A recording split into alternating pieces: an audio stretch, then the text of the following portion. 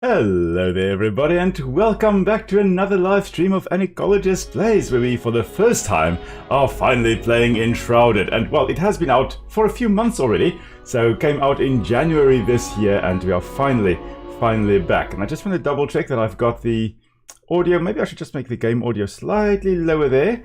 Alrighty. Hopefully everything is working. Hope you all are having a lovely weekend. Of course, we are joined by Nic the Beast, my guardian angel, right over there. Hello everyone. So I am going to just quickly make a new character for us. So just so that we've got someone to run around with a little bit, I'm going to go for this guy. I like the time when I had long hair, so that's nice right over there. Dark hair obviously as well, kind of mimic the way I look, and currently sporting a magnificent beard as well, so... Magnificent, you say? Magnificent and unkempt, that's definitely the term I would use. Yeah, he thinks it's magnificent. Sorry? You think it's magnificent? I think it is magnificent, yes, but the rest of the world think is an entirely different matter. So I'm going to make my character Will the Ecologist, since that is what I am. Okay. I'm going to just call it myself Will the Eco, because Will the Ecologist is a little bit too long. So, Will the Eco, that's who we are. I see President is in chat. Hello there, President, and hey, welcome President. to the stream.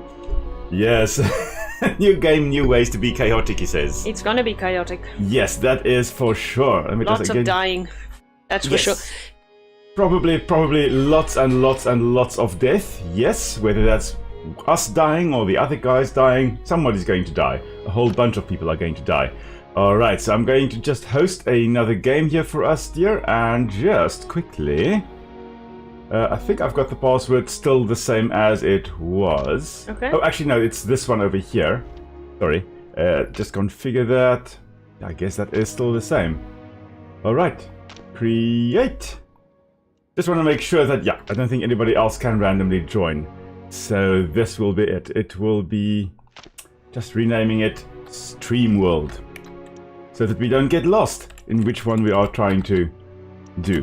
Okay, done. You should be able to join me now, dear. Alrighty, so let's see here. Long ago, a wanderer brought an enthralling gift to the people of Embervale. The elixir. It was a cure. A blessing, a weapon. Once concealed by the ancients, its might Yeah, had I'm on been my way set in. free. And I do apologize if my chair squeaks. Power, mistrust, and Out of my control. longing for more. Humanity Where are we? dug the elixir Where are you? wells, ripping Where apart are you? the land Watching and each the other cutscene. to quench Oh. their thirst. Elixir and blood, a drop for a drop. But from the Alright. depths of the wells, Yes. Elixir an Wells. unforeseen curse crept into Embervale. The SHROUD, a ruinous fog which sought only to spread and devour. Facing their downfall, ancients and humans united to forge the Flameborn. So those will be us, we the Flameborn. Now, your time has come. Awake. Alright, and finally, here we go. So, there was an elixir which held some power, basically I believe like magic, but it corrupted everything, and from digging in the earth to uncover more elixir, well, a whole bunch of bad things happened. Of course, there is Nic, and here I am, an almost naked guy climbing out of a hibernation-like pod. Okay, so we have been in a state of, well, stasis, I guess would be the correct term to use. We haven't been doing anything, we've just been chilling. We don't even have anything on us. If we look in our backpack, we've got nothing with us. So into the new world we head. So Nic has at least got a shirt on. That's all she has. Yeah, you don't have any weapons either, hey dear? Might have a weapon. Okay, so she may have a weapon, so she may be able to at least protect me in the start of the game. So I've got one for you, sorry. Sorry? Can I send you a weapon? Yeah, you can. You can. May as well start with something. Okay, wow. Okay, starting with a good one there. The Executioner's Axe. Thanks, dear. So, yeah, we've been sleeping. We were put in the stasis to try and survive until such a time as we are needed, I guess. The realm of Embervale, basically where we are in the world, has fallen, consumed by the Shroud. The Shroud, and you'll see the Shroud in a moment, that's that fungal spore mist, that fog that spreads from the elixir wells and from certain things that are in there. We'll have a look at those as we go along. The Enduring Flame calls for you. Find a place in the ruined world and construct a flame altar to create shelter from the dark. That's our first objective, is claim a spot for your base. Alright, so that is what we are going to be doing. It looks like we have very little stamina. Oh no, I think that is just the first bar that we can see there. So that little circle in the center, that's our stamina bar that is being depleted. If you are flying and you... Okay, there's the full one, okay. If you run out of stamina while you are flying, you fall to your death potentially. So a whole bunch of bad things can happen. So the vast world awaits you, filled with secrets and peril. Press I and navigate to the map to track your discoveries. Okay, so we can just press M as well for map. And we've got a nice spot, potentially, to put up at least our first little base. Are we going to put it up there, dear? Did you read this book yet? I may have. I see President says they like my homie chair. Oh yeah, this chair yes. is lived in. At some point we are going to be replacing our chairs because Nick's is homey and squeaky and mine is just falling apart. So at some point we're going to have to replace them. Link in the PayPal link will be in the comments below. So let's see, the book says, pure light engulfs the knowledge of the ancient breed, protects it in flaming core. Wisdom far beyond my own imagination. I could stare into the fire for hours seeking answers. A whisper, but I hear none. Despite possessing a voice, it only speaks to those born of the flame. So we are the flame-born, therefore we would be able to hear this voice. A shame, as I believe we could have quite enlightened conversations.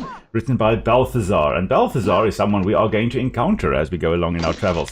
We're just going to take that poor Skelly over there and just bash him with an axe. This game really gets you to see things and break things immediately.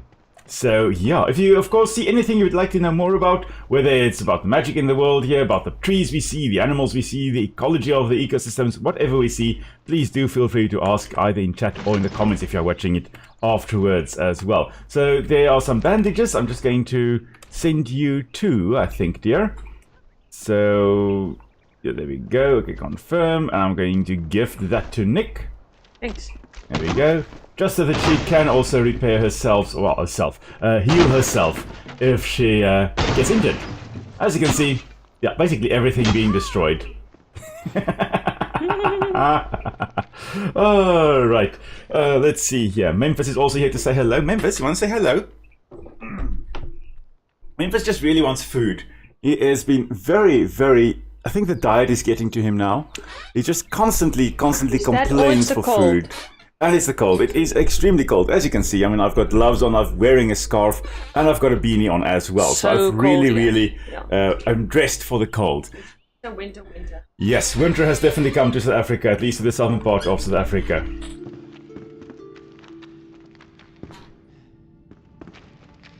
We really need to fix that chair, dear. Yeah, but it was quiet the whole day, and obviously... No, of course not when we were streaming. It's not quiet then. I must remember not to glide.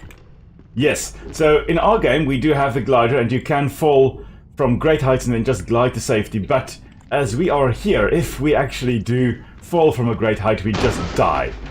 So when Memphis President says hello to you, when I said his name, he immediately looked up at me.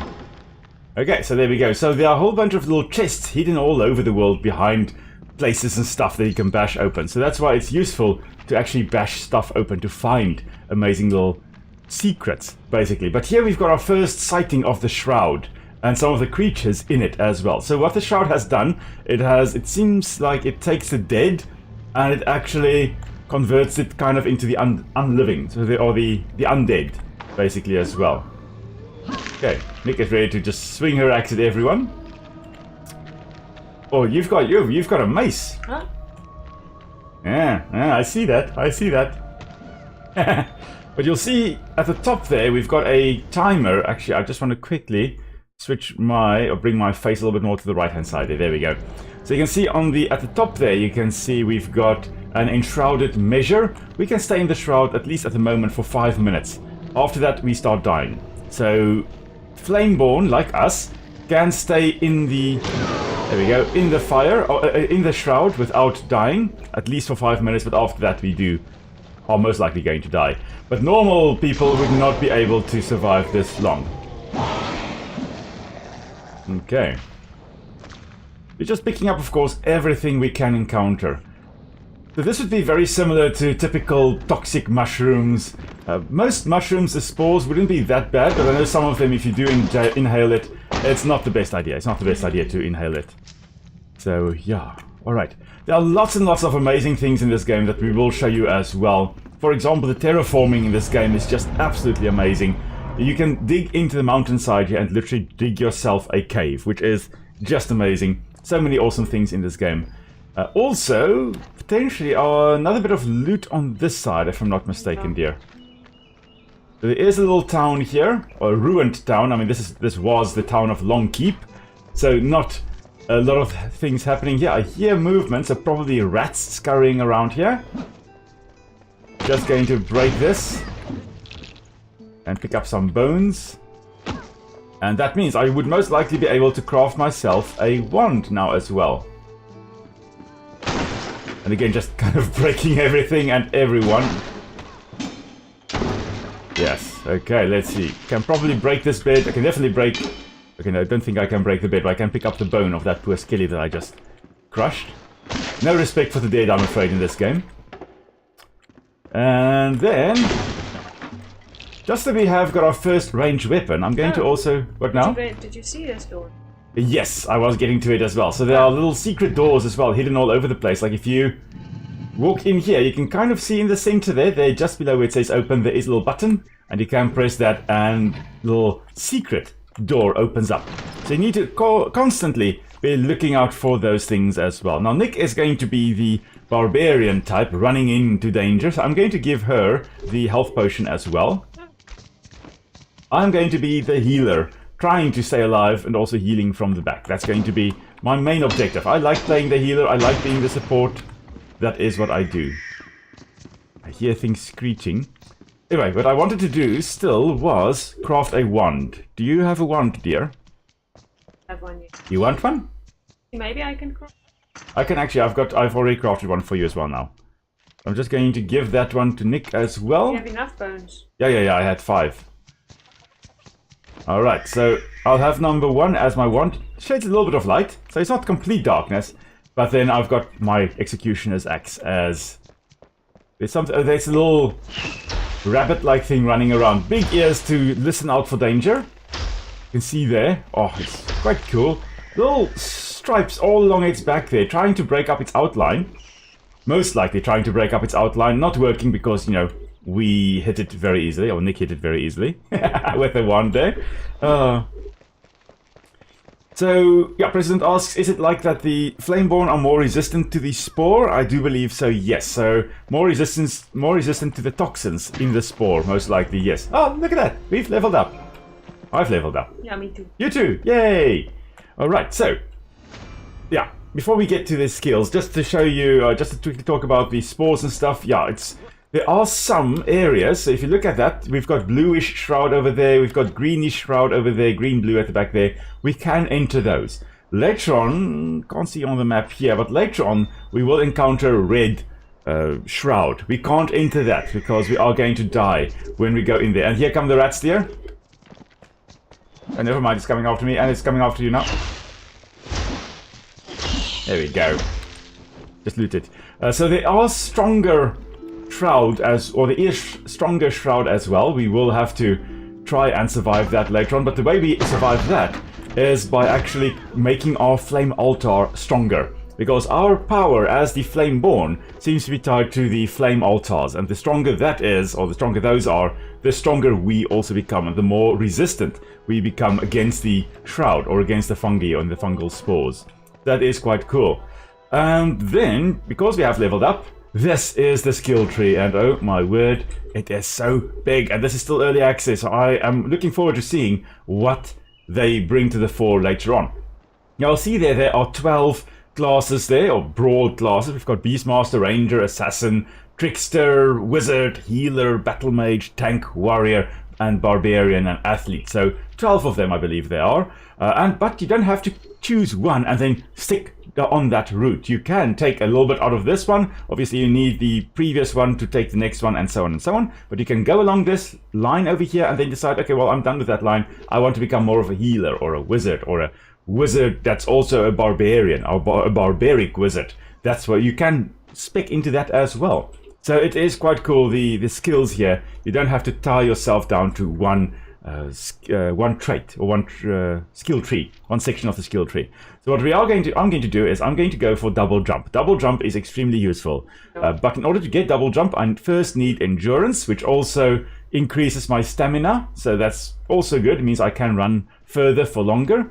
And then also runner after that I also need to get. And that means the sprinting speed is increased by 10% and stamina consumption decreased by 10%. And then after that, I can spec into double jump as well. So it's still going to be 2 levels or so before I get double jump, but it is going to be worth the wait then. Okay, so I'm just going to unlock that there. And now I have 1 skill point left whether I want to spec that is up for debate. I think I'm going to leave that one. I'm not going to... maybe intelligence. No, I'm going to leave it. I'm going to save it for later. Okay. Was there anything down there, dear? Yeah, I'm just waiting. Oh, okay, to come down here. Something to read. Oh, is there something to read? Just... Oh, okay, we have this part of the town now. Quite cool, the fact that you can see this was a town and it is now completely ruined. Really awesome. Oh, there we go, thanks, dear. Alright, so let's see, it's the Captain Arkwright's journal. So, day 1. As Nic wrecks everything around it. Hold the chamber to your last breath. These were the words of the Ancient One before he entered with a handful of our best warriors. It was the first time I'd seen one of his kind, and I expect it will be the last. His face is burned in my mind. My life and those of my remaining soldiers are pledged to this sacred duty of holding the chamber. The chamber being this cinder vault where we were stored. And you can be up to 16 people. 16 people can start at the same, or can play this server at the same time. So that is quite cool. And yeah, basically they were trying to hold this cinder vault, because if it broke, if it was overrun by the shroud and whatever came from the shroud, yeah, then it would have been a very, very bad thing. Okay, we need a lockpick in order to open this one, and I don't think I've got... No, I don't have metal scraps yet. No, we don't. Okay, we'll have to come back for that then later on. Okay. So there are some lockpickable chests that you can't just open up. You need a lockpick for that, and you can't bash it open either. You need to make a lockpick. I don't think you can bash it open, but you need to make a lockpick in order to get the contents. Yeah, see, President... Go down here now. Okay, I'll just getting some more string here, and then looking... You are right over there, okay. I see President also asks, are they the same species, just more concentrated? Or a different species altogether. Wait, what were we talking about there, President? Is it the rabbit type things that we were talking about? Oh, sorry, I missed what you are referring to there with the whether it's the same species or different species, just more concentrated. Yeah, sorry, I'm a little bit lost there. Oh, I see there is something there also to do. I'm just going to cook some meat here first. Do not eat raw meat. Very, very important that. As Nic can testify, accidentally eating raw meat will give you the food poisoning debuff, which is really, really horrible.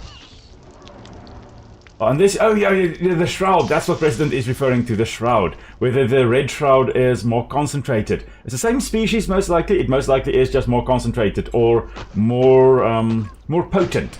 It may just have more toxins in it, and we have to kind of build up a resistance to it.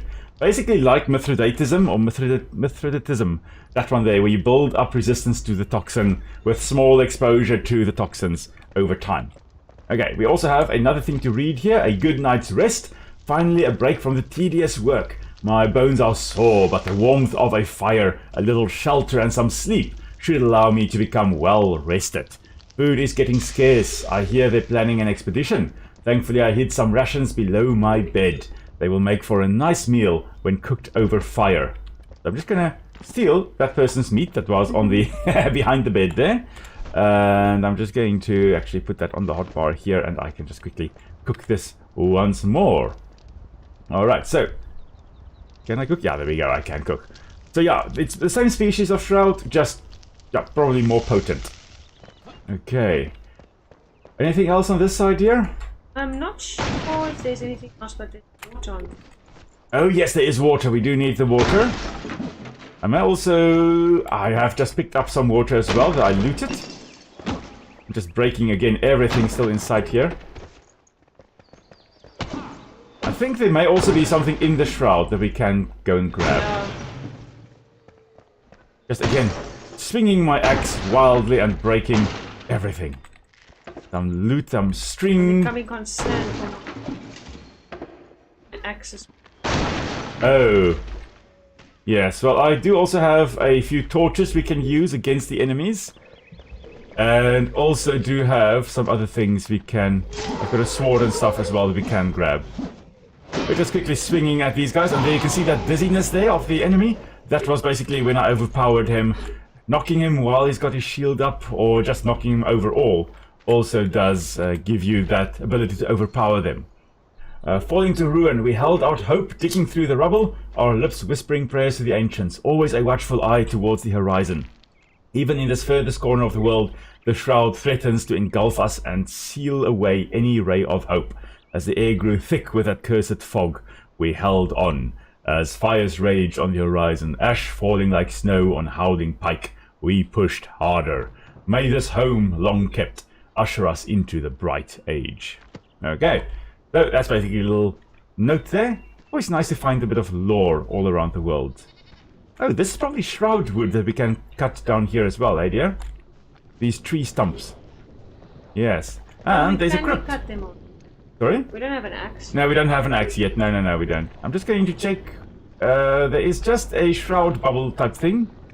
There's a bit of a shroud mushroom type there, and if you get too close, you are in heavy shroud, and then you can die. So that's why I killed it now, just to get the spores to disperse, so that we can actually go in there.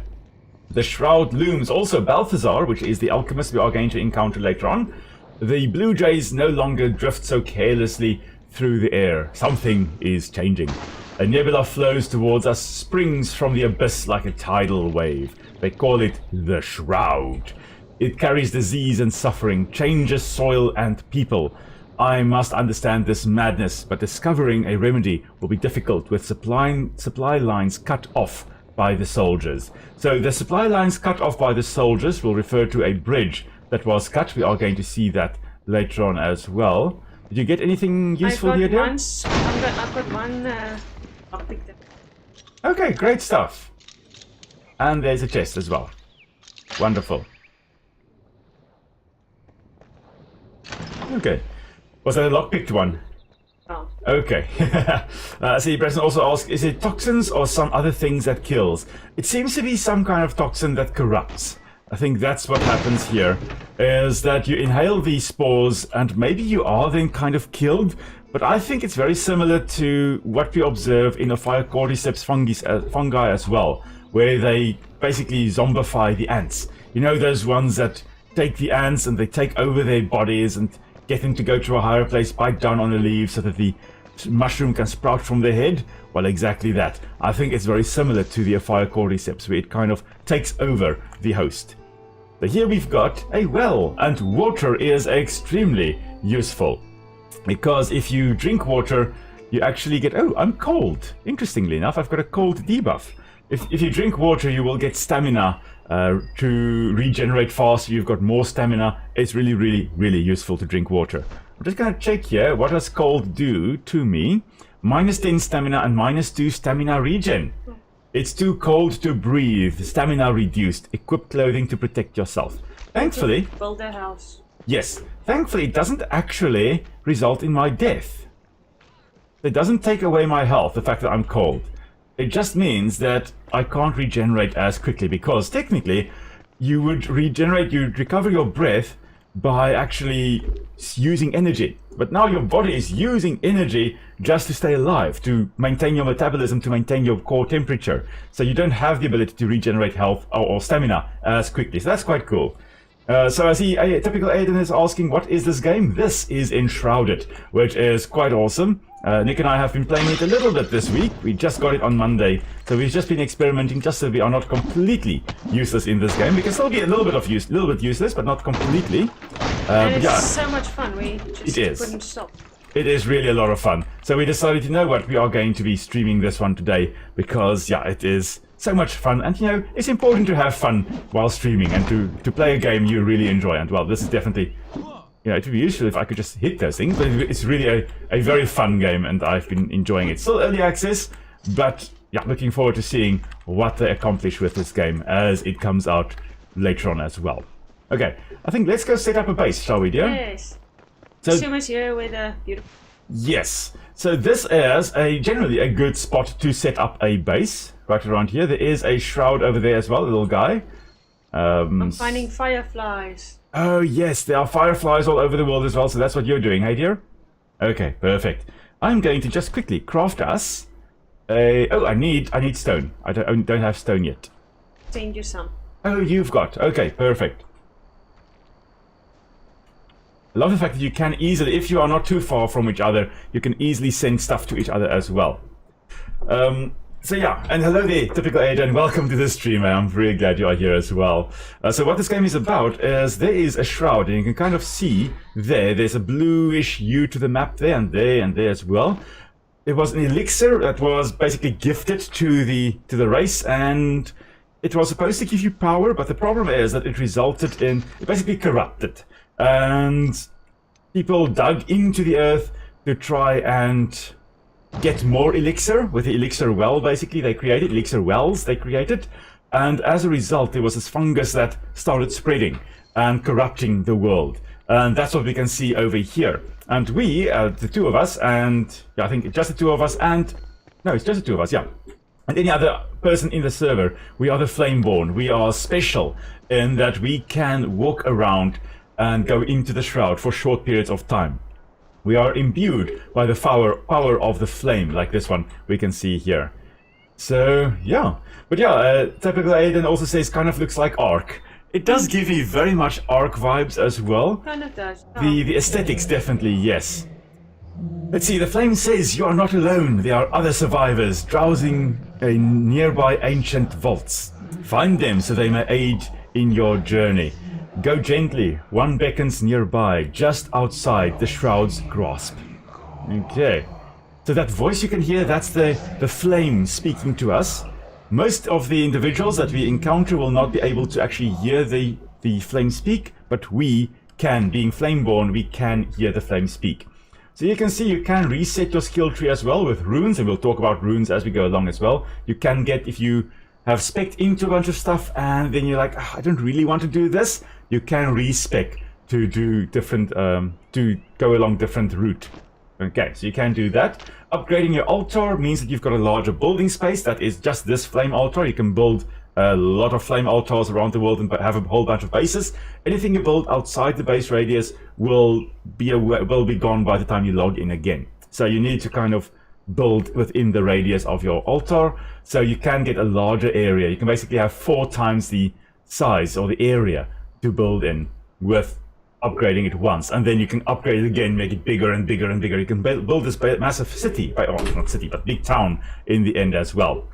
And then also strengthening the flame, this will allow us to actually then go into the red shroud, because the red shroud then, because it's technically deadly for us, we can go into that because it becomes blue or greenish. It becomes safe for us to travel through. We are strong enough to withstand that shroud. But you need to offer a whole bunch of stuff here. So 5 resin, mushrooms, bones, shroud liquid, spark, and animal fur you need to actually offer up here to make the flame stronger.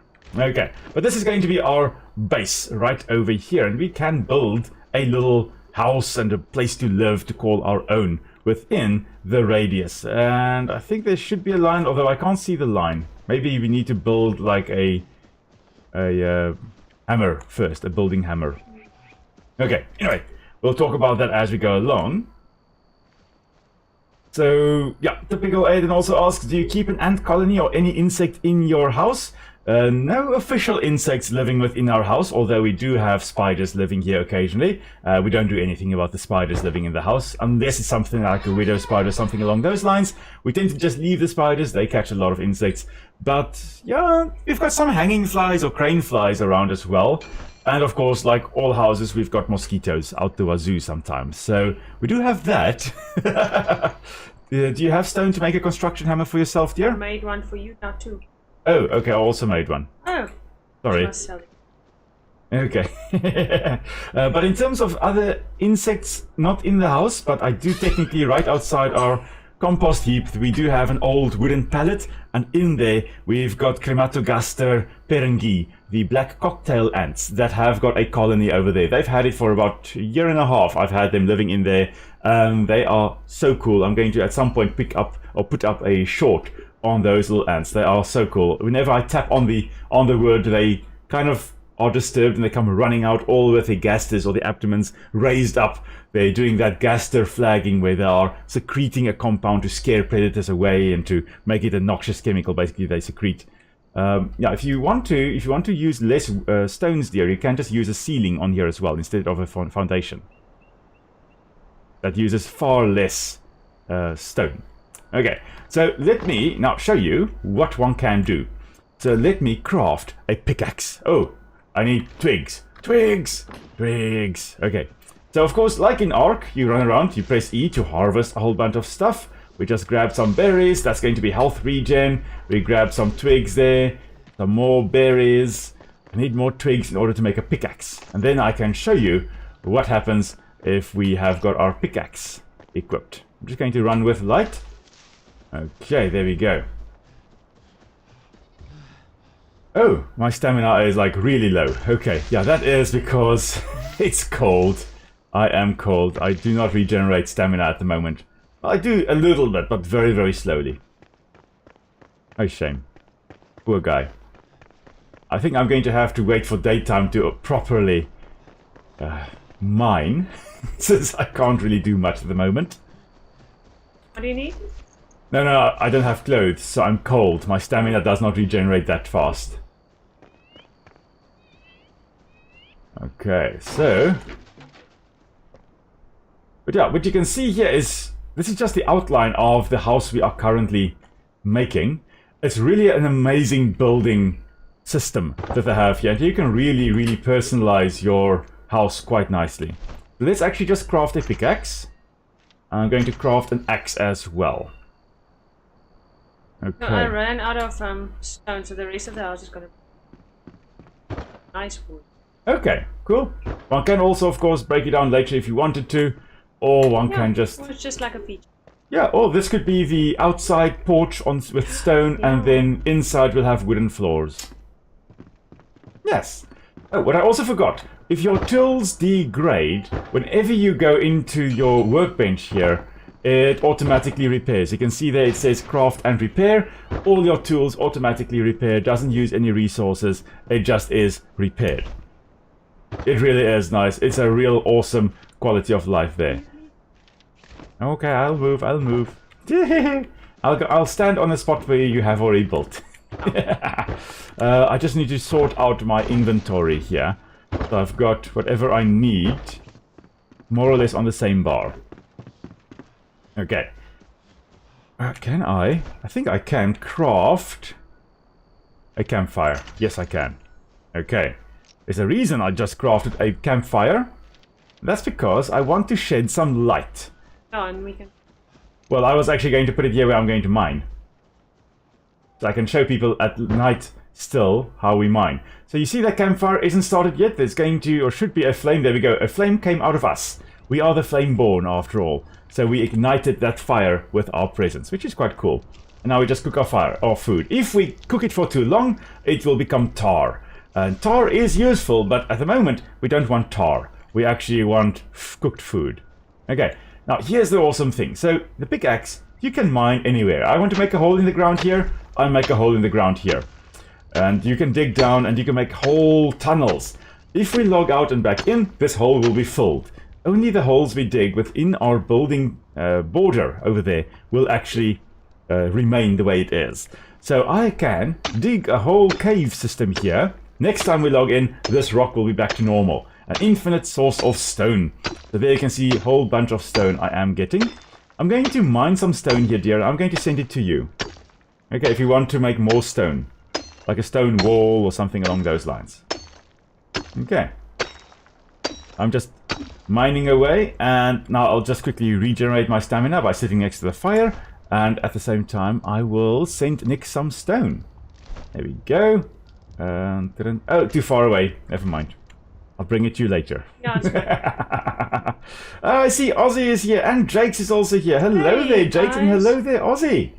Welcome to the stream, guys. Glad you are here with us. Maybe I should drink some coffee, because clearly I'm tripping over my own words here. There we go. But as we say, I'm double parking at the moment because I've got coffee on my right-hand side and hot chocolate on the left-hand side. It is so cold, we need both hot things to stay warm. Well, daybreak is here, dear. It's a beautiful, beautiful sunrise that we've got here as well. Okay, may as well pick up some stones here as well. If you don't have a pickaxe yet, you can also just pick up stones from around the world as well. Alright. And I really need to make some clothes. Okay. So I'm just going to leave that fire over there. That's going to eventually burn out. And then we'll get some tar from it as well. So, Ozzy says it looks blimmin' cold at home. It is blimmin' cold, to put it lightly, Ozzy. Definitely. Definitely. It is freezing. Hence, all of this. Yeah, what's it like there by you, Ozzy? Probably warm. Well, cold in the mornings, I would guess. Hey, Ozzy? How's the weather on that side? And let's see, Jakes also says, how's it, fam? Looks like you found a new game for me to play when dog sitting. Yes. Indeed.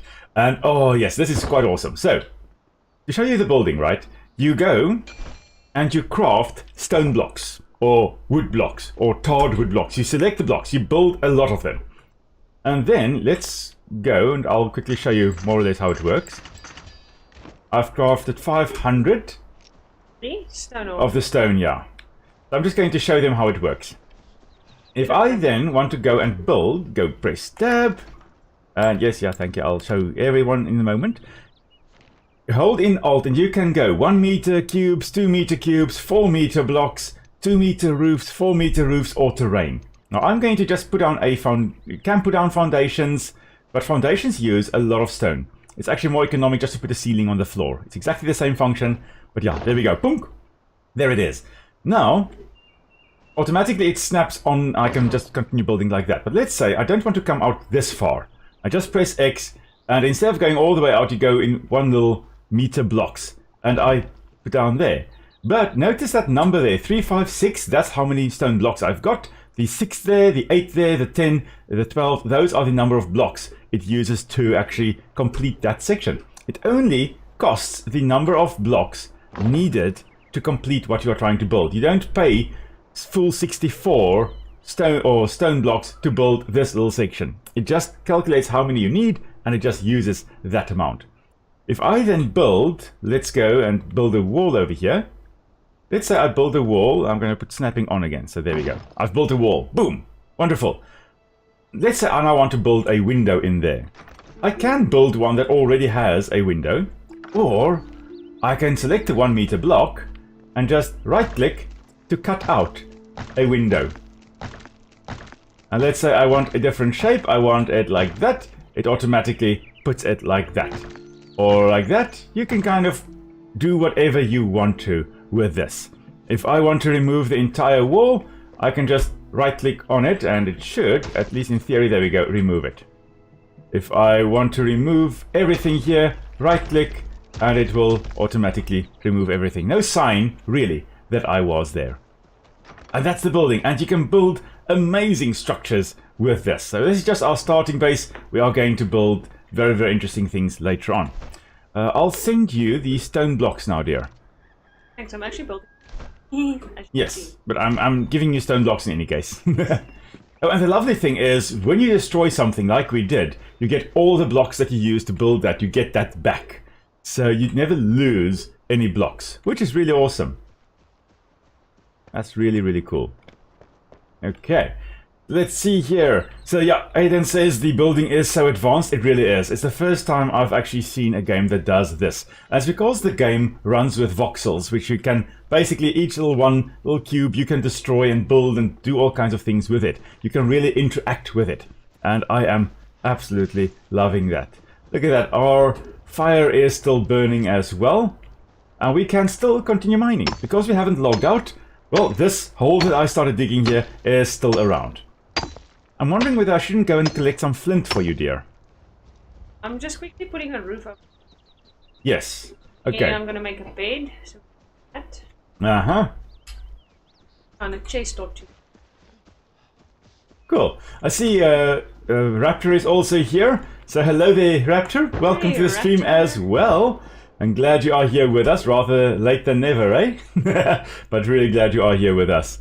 So let's just repair again my little pickaxe and stuff like that.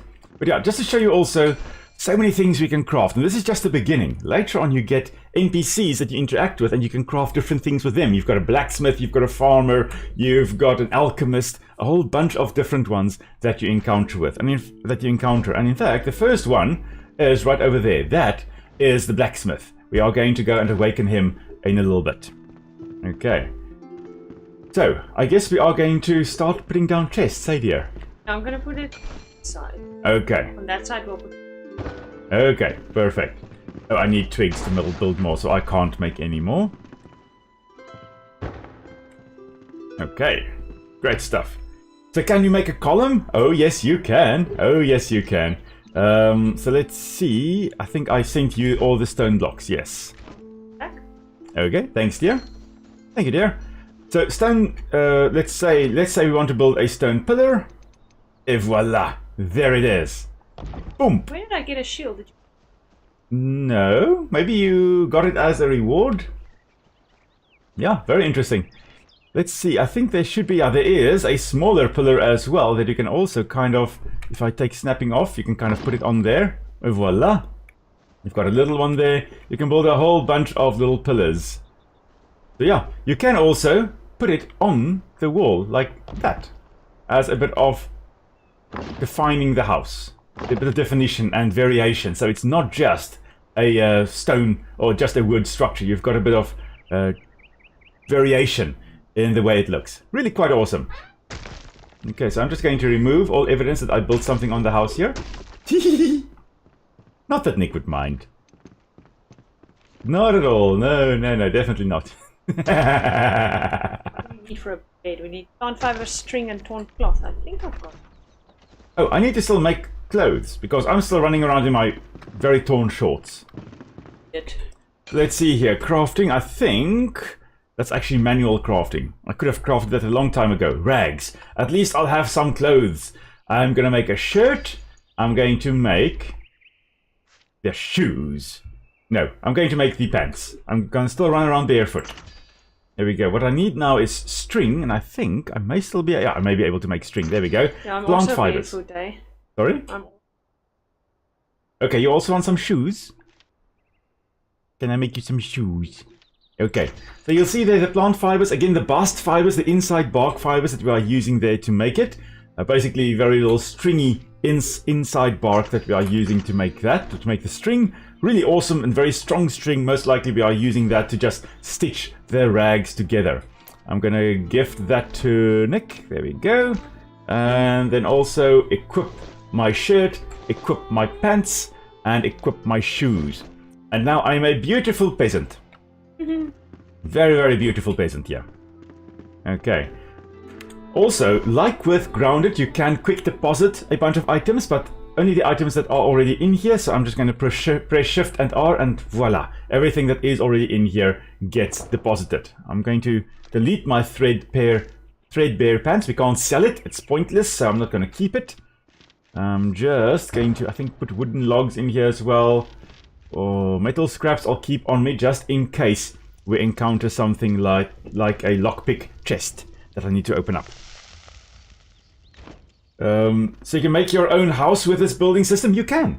Now, at the moment, we only really have a few things to make, like rough stone and rough wood and stuff like that. But later on, oh my word, you can craft amazing walls. You can have like the typical Tudor-style houses that they had in medieval times, or not medieval times, Elizabethan era. You can build that typical little houses. You can build cottages. What you can imagine, you can build. And it really, really is amazing. Later on, you use more clay and stuff like that in your building constructions. Really, really awesome. So you can remake a beautiful little village. And as long as you just build within the bounds here, within the line here, that's perfect. So basically, just to give you an idea of the size area, this is a 40 by 40 meter square. So it runs from this corner over to this corner over here, then up to that corner up there, and then one up that corner to the edge, so up to here, and then up to that top of this crest of the hill over here. That's a 40 by 40 meter square, and you can build it 40 meters high, or well, 40 meters around the central point, so 20 meters up, 20 meters down, I suspect as well. When you upgrade the flame, it's 80 by 80 by 80 meter cube that you can build in. So it's 4 times the area of this square that we've got here. It is quite big, and then you upgrade it again, and I think it becomes like 120 or 160 meters by 120 or 160 meters. It's big, and so on and so on. So you can really be very, very creative. Like, I've got my own little game that I'm just playing single player, and I'm level 2, and I've been playing it quite a bit. All I've done is build a house. That's all I've been up to. That's literally all I've done in the 2 days that I've played that character. So yeah. So this flame shrine here, this flame altar, this is where we are going to respawn. So whenever we die, we can respawn here. Unless we've got a respawn point closer to where we die. Hey, you've got a nice shield there, eh? Look at it. I see your shield. It is really amazing. I also need a shield. Sorry? It is beautiful. Did you just drink water? Just ate a berry. Oh, you ate a berry. I saw the juices come out of your mouth there. Look at my beautiful lamp. I'll check in a moment. I'm just going to quickly check here. Can I make myself a shield? I need wood logs and string. I'll get that in a moment. Oh, there's the firefly lamp. Nice. I love this. Yes. Look at it. It's really awesome. That's cool. Okay, we don't have a fire here yet, do we? Oh, we do. Okay, so notice there at the top left, rest it. It's counting up now. If you are sheltered, you are warm, and you have got some kind of comfort measure in your house, you have the well-rested bonus. And as we look over here, we get increased stamina, both maximum stamina and regeneration of stamina. So more quickly, or we will have more stamina, and it will regenerate more quickly. And for 13 minutes now, we will have that buff. The more we build stuff in the house, like this firefly lamp that Nic built over here, the more we build stuff, the more our comfort or our comfort level in the house goes up. Like in Grounded, we had that as well. Yeah. And then the longer the well-rested actually lasts. So it's extremely useful to decorate, and I'm sure Nic loves that. Yes, it's awesome when you've got a base building mechanic that serves a purpose. And yeah, that's really, really cool. So, Aidan, which one were you referring to? You missed your message that I did not send. So about making your own house with this building system, you can do that. Definitely, definitely, yes. I think I responded to that. Or I may have thought that I did, but I'm pretty sure I did. Let me just quickly, there we go, drop off a bunch of stuff. Actually, I need some wood. Oh, I don't have wooden logs. I sent you. Oh. I took it. Okay. Oh, there we go, thanks. I'm just going to craft myself a shield, because that is going to be very useful. One string. This really is a flimsy one. In there? Sorry? Is that door? No. No. I can't. Oh, wait. One can take your building hammer and pick it up. Let's go and switch over to this. Oh. R for rotate. There we go. Now it is. There we go. Perfect. President says, "Oh boy, why do you force me to spend money on awesome games?" No, it is really awesome game. Yeah, it is. It is so that the rest of us, we can all game the same awesome games together, basically. It's really fun to expose people also to games like this, because, wow, they've done an amazing job at this. I just wish we already started playing this in January. That's for sure. There was a reason we... Hello there, bush enthusiast. They're glad you are here with us. So they ask, what else is there besides buildings? Sorry, came in a bit late. So there's a lot. There is a mystery to unravel with the Shroud and what on earth, or basically you try to overcome the Shroud as well. There's a massive world. Like, I mean, we've just been running around in this little section over here, but the world stretches way up there, way up, well, somewhere to the right-hand side there as well. It's a massive, massive map. And lots of stuff to do, lots of things to fight, lots of places to see. I'm sure they are still going to upgrade or come up with new parts of the story as well about the mystery. But you can kind of see in the distance there, we've got... Just want to make sure that I don't run into the wolves here while I'm running around. But you can see there in the distance, we've got the desert. And you can see the red shroud down there. So that's the shroud I was referring to earlier, the deadly shroud. You can run through the yellowish, bluish ones, but you die when you go into the red one. And there are a whole bunch of little towns like those houses we can see kind of in the distance there.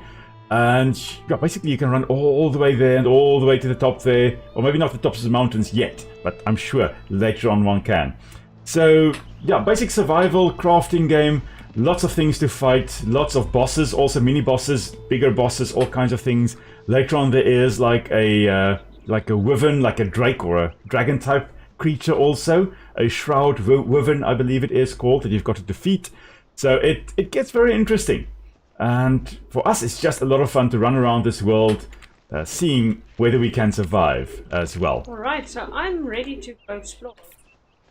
I am also, I think, ready to explore. I do think I just need to drop off a bunch of stuff in the chests, or in the chest.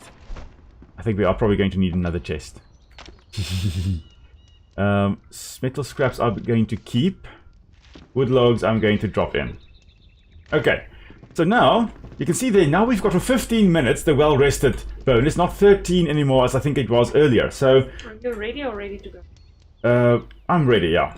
I'm going to just drink water, so my maximum stamina is increased even more. You can see to the left there of rested, it's counting down now the rested, but to the left of it, we've got a water buff there. We can also eat grilled lean meat over here and get a food buff as well. And later on when we grill like the mushrooms over here, you can, or the grilled red mushroom there, you eat that, and it also gives you an intelligence boost. So looking at the statuses here, meat here gives us 1 constitution, so that's 50 extra health that we've got. The liquid here, the water, gives us +1 endurance and +2 stamina recharge. So maximum stamina is higher and we regenerate stamina faster as well, which is really cool. And there we go. Okay, so Nick is ready to go exploring. I'm just going to... Oh, what am I? I think I'm going to go with my rusty sword, because I can use that along with the shield. Do you have a shield? I was supposed to have. Okay, why? I thought I crafted it. But I'm gonna give you mine, because I use a two-handed weapon. Oh, okay. Well, I can easily chop down a tree. No, I'm gonna give you this. Okay. Okay, cool. Thanks, dear. Okay, so I'm just gonna equip that. Another awesome thing about this game is that even if something is a level 15 weapon or armor or something, you can still equip it. You don't have to be that level in order to equip it. You can equip it regardless of what level you are. So if you can somehow make it to one of the high level areas and get a level 15 sword, for example, and there are some of those, you can equip that as a level 2 character, which is awesome. Alrighty. Another little camp over here. I think there should be something to read. There we go, there is something to read here. The Captain's Journal. Again, Captain Arkwright that we encountered earlier. The raiders have besieged us these past 2 days, attacking from the bridge. Their eyes, such madness. We have withheld so far, but only just. We may not survive the next assault. I've ordered to rig the pass with our last munitions. If those scavengers return, we are prepared. Captain Arkwright. And Captain Arkwright, in other words, basically prepared to get rid of the bridge, I believe. So, yeah. Okay, so this is the bridge. We can't cross it. We've got to. This is Braylon Bridge. We've got to run right through the Shroud. We've got to survive here somehow. Oh. Yeah, I'm just walking down a little bit. Oh, there's more stuff to read here. Oh, is it? I missed that. Oh, up there. I see Aiden also says about them having an utter leafcutter colony in their house. Oh, wow. So they've got leafcutter ants at their house, or in their house. That's cool. Oh man, that is really awesome. I love leafcutter ants. Absolutely love them. So here we go. Captain Arkwright's journal, day 20. We are hungry. We had to destroy the bridge. So they blasted it up with the munitions they had. And with it our connection to supplies. So as a result, the supply train was also lost. The supply, basically no supplies coming into this section of the world. But it worked. We haven't seen any more scavengers. The Cinder Vault, that's where we woke up, and those within, in other words us, are safe and should remain so. If we are to avoid starvation, we may have to take our chances in the horrible shroud. Either choice is certain death. So unfortunately, either starve or go through the shroud and probably die as well. So Bush Enthusiast says those tree species look like Miombo woodlands. Stand to be corrected, referring to the ones around your home. Okay, I see they're more like acacia. So there are quite a few oaks up there as well. We'll chat about them as we go in there, or when we get there again. For now, though, we are running into the shroud. Now, you can later on craft some potions that actually allow you to stay in the shroud for longer. And we're just going to collect some shroud liquids here. Basically, typical ecologist. We're taking some samples while we are in here. And we're chopping down the trees here to collect some shroud wood. So the shroud wood here most likely is typical trees or normal trees that died and then got mycelia of the fungi that causes the shroud to actually grow through it. So it's mycelial infused logs. You can kind of see some threads running up there, most likely the mycelium of the fungus in here. I'm just picking up some wood, some shroud wood. Okay, you at the camp, hey dear. I'm just... Alrighty. Let's see, Raptor also says been playing Ark Survival Evolved because haven't played it in a long time in the Fjordur map. Oh, we haven't played Ark in forever. It's been so long since we last played that. I'm just going to make that thing go boom. There. Okay, now it won't explode when we get close. This is a timer. We can reset our time or restore our time if we click on that. So we can stay in the shroud for longer again. It gets refreshed. Nothing important else important in here, hey dear? No, nothing. Okay, so let's grab that and continue running. Okay. Now remember, we do not have our gliders yet, eh? Yeah. And we aren't able to double jump either. Is it the... Well, we first need the blacksmith, I do believe. So that's what we'll get first now. We're gonna go save him now. Yeah, that's where we are heading. Oh, cool. Yeah, we are going to go get the blacksmith. I'm just going to wait for my stamina to come back before taking on this grid to climb out to this lattice work. So let's have a look here. Now some of the trees here do drop resin when you chop them down, so it may actually be a little bit more maple-like trees. But yeah, This way. it's interesting. Sorry? You must come this... Oh yeah, there's a little camp there. Yes. Aiden says they've got to thank me for making Empires of the Undergrowth vids because really helped them know more about the ant species and make them take care of the ant colony better. Oh, that's awesome. I'm really glad I could contribute in my own little small way there. Really awesome. Cool. That's really awesome. Ah, yeah, having a bigger impact than even I initially thought. So that's awesome. Thanks for that, Aiden. Appreciate it. Let's see. Kate Hawthorne here had a message. Spectacular progress is being made. So it's a bridge construction report there. To all who set their eyes upon my wondrous no, allow me to begin again. To all travelers, I have conquered this terrain with my greatness. I'm afraid that's not right either. The bridge is nearly finished and I cannot find the words to express my joy. Confound it. How lucky we had a bountiful mine so close by for material and ore. One thing I do know, I'll name this bridge Braylon, after my dearly departed fifth aunt. Though if she were still alive, I'm not sure she would be flattered. For her and the bridge, she share not just a name, but a brash nature. Signed, Kate Hawthorne. So Kate Hawthorne was, I guess, responsible for constructing this bridge that we've got over here, Braylon Bridge, which has been destroyed by the captain of the guard when they were trying to keep the scavengers out of that section. Now, the scavengers are the guys that we see over here. So they are a bit addicted to the elixir. to the magic of that they can get from the shroud. Well, from the fungus from the shroud, I believe. So we're just going to go hello there. Okay, it's a little bit too far. The ones are mid-range. There we go. And from them we get metal as well. There's a ranged individual. Nick is just going to go up to go beat him down. There we go. Thank you, dear. Yes. We may need to just. Oh, there we go. But mind the gen traps as well. So we can trigger them by doing that, and then destroy them also by another wand. Squash there. Okay, we do not want to jump over to that side because we can't come back yet. So let's just continue on here. I accidentally got myself killed on that side. Sorry, dear? I thought there were guys here. No, I think there's only 2 here. Yeah. So Raptor says, I bet you $10 that Wildcard is messing with multiplayer in order to force us to play Ascended. Yeah, well, with us not... Well, yeah, it's very possible. With us not being able to... I think we need to go up here, dear. Because it's really not working. Yeah, no, so we've uninstalled, we've stopped playing it. I mean, we've been playing Ark, well, not Ark, we've been playing Pal World, we've been playing now Enshrouded, all kinds of other games. Yeah. Just going to disturb the bees there. Thankfully no bees, but we can collect. Oh, there we go, there's the bees. Hello, bees. Upset about the fact that I have destroyed their hive.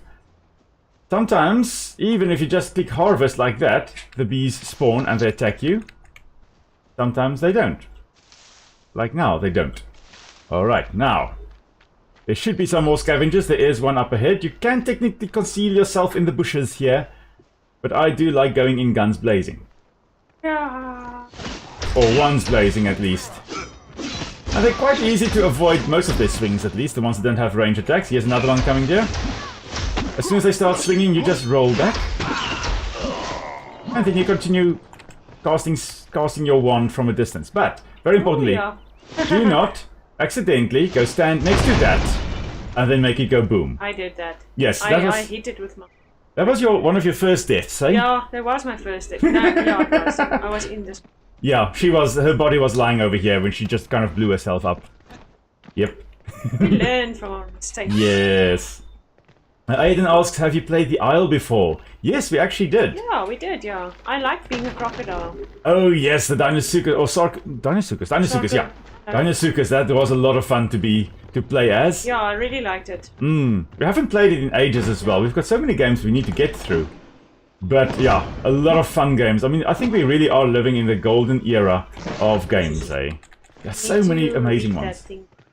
Oh, this thing over here. Let's read. Let's see what it says.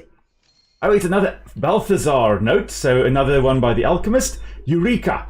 By the ancients, I've done it. Equilibrium. The subject sleeps, yet can be awakened. They are dead, yet alive. The subject does not decay, is untouched by the course flow of time. A flame's soul in a mortal body. Igni serves as proof. And we'll find out who Igni is in a moment. So Igni serves as proof. We can survive. We can endure. These cinder vessels will be our only chance amidst the shroud. We have no other choice. So the cinder vessels, that's what we were in. Those hibernation pods, in essence.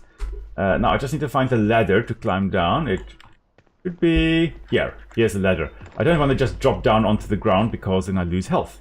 And I don't want to unnecessarily lose health. You can sharpen your... Yeah. Ah, perfect. I will be there now. Just checking that there are no bees. No bees chasing me. Alrighty. So, across the worlds, you'll come across these anvils over here that you can repair your equipment. Similar to our workbench, you can repair your equipment by just sticking E over there and everything gets repaired. No cost, no nothing. Yeah, that comes in really handy. Yes, it does. So another note here also. Balthazar. The cinder vessel broke down during testing. So this is before Eureka, the one that we just read. So it's another failure. Cinder vessel broke down before or during testing. The rat I used inside was charged by the coalescent flame. A bright flash... Oh no. Bees. Go away, bees. There we go. Okay. A bright flash, then nothing. Thankfully, the side effects of blindness was only temporary. So the first rat that was used in the experiment went up in a flash. But then they continue, I've acquired a new subject, another rat, Igni. So Igni is the one that in that previous note then was still alive. Hopefully our path to salvation. I cannot accept more setbacks. I will ensure that the cinder vessel holds as if my life depended on it. It may well. Okay. So basically just a bit of background from Balthazar. He was the one that's responsible for making those cinder vessels that we were preserved in. And he had a whole bunch of trials and thankfully eventually found a way to make it work. Hey, Andy is here. Yeah, Hi, see, Andy. Andy's also here. So that is quite cool. Welcome, Andy. Welcome, welcome, welcome. Glad you are here with us. So they were walking their dog. Oh, that's awesome.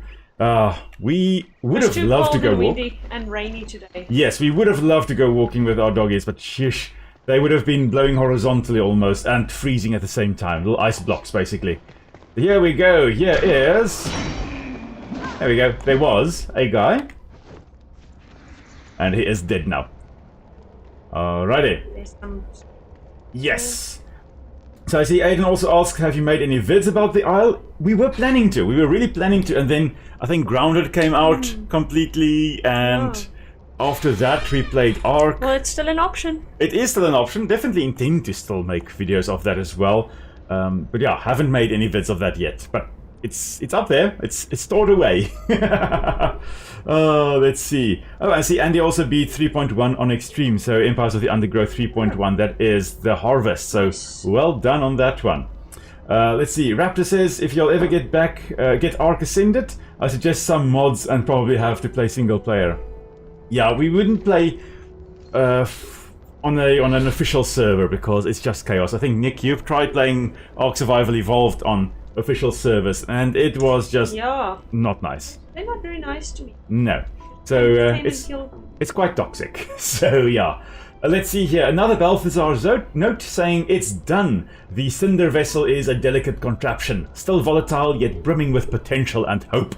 The first human to enter will be our true prototype, the kindling of a new spark. Thankfully, the blacksmith volunteered. He must enter the vessel and sleep until roused anew, lest he slips into eternity. May the ashes of one age sustain the seeds of the next. Balthazar. That's quite a cool way to end the message. Kind of like in despair, but also hopeful. May the ashes of one age sustain the seeds of the next. That's quite cool. So, yeah. Let's go and awaken our blacksmith. Hello there, Mr. Blacksmith. There we go, Oswald. So, Ozzy, if you are still here, yeah, you are. You are the blacksmith.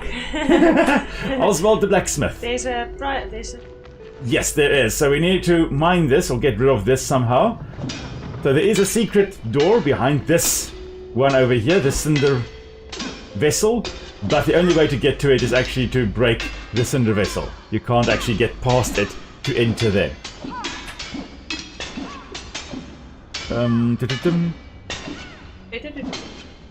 It is better, yeah, it does more damage. You can see the pickaxe does 5 damage.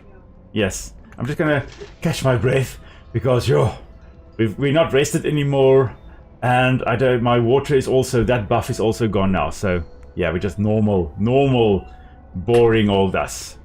Okay, let's see. In the chest here, we've got the Executioner's Axe that I've been running around with, in essence. You can give it to me if you want. You want it? Yeah. You have yours still. Yeah. Okay. I cool. needed to use an axe to break. Oh, okay, that's what you do. Great stuff. Yeah, so is that one for you then, dear? Smash. Yeah. I should call you Hulk because Hulk smash. Alrighty. No, I don't think you're swinging that one wrong there, dear. Okay, no, we can't hit it at all. You're swinging. Huh. Offended much? They're not the capability. That's very true. I guess we can fast travel to base, eh, dear?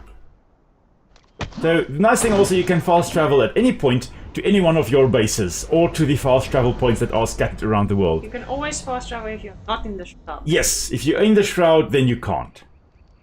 That's why we have died many times in the Shroud. Yes, we have. Yeah. Which is to be expected, the Shroud is dangerous after all. So here we go, commune with the flame again. The survival will be a worthy addition to our cause. Place them into the world with a summoning staff, which you can craft from simple twigs. So that is cool. We are going to be summoning Oswald in a moment, and he's going to be our blacksmith. There we go. Oh, that was just plant fiber. I need twigs. Twigs. I should also have, but may as well go and harvest a bit more, run around the world. You know, chop a tree down, because why not? Just going to sit down and catch my breath once more. So Aiden also says they got 2,000 eggs on Empires of the Undergrowth Empires of the Undergrowth with fire ants in free play. Oh man. Yeah, the fire ants in real life, they are amazing in how quickly they can establish a massive colony. So yeah, very realistic that there. I got sticks. I got twigs. 2 twigs. That should be enough to craft the summoning staff, so I'll be making that in a moment. So there are 2 little sheepies here as well. We can attack the sheep as well, just for the, well, fur and for the meat. But we're not going to now because we're not starving yet. Okay, I'm going to just craft. Where to shall we banish the blacksmith, dear? In our house where he can scream at us the whole time, or somewhere else? Ah, you can put him here now. I want to actually build that thing at the house. The what thing? Oh, the summoning altar. Okay. There's a door frame. Can we pick it up? You can deactivate and then put it again. Okay. Okay, I'm just going to grab 5 stone to make a new one, because you actually delete that when you do that. So I'm just going to grab the stones so I can actually craft. Flame altar, there we go, craft it. And that is in my backpack, great stuff. And then you can just tell me where you want it again, dear.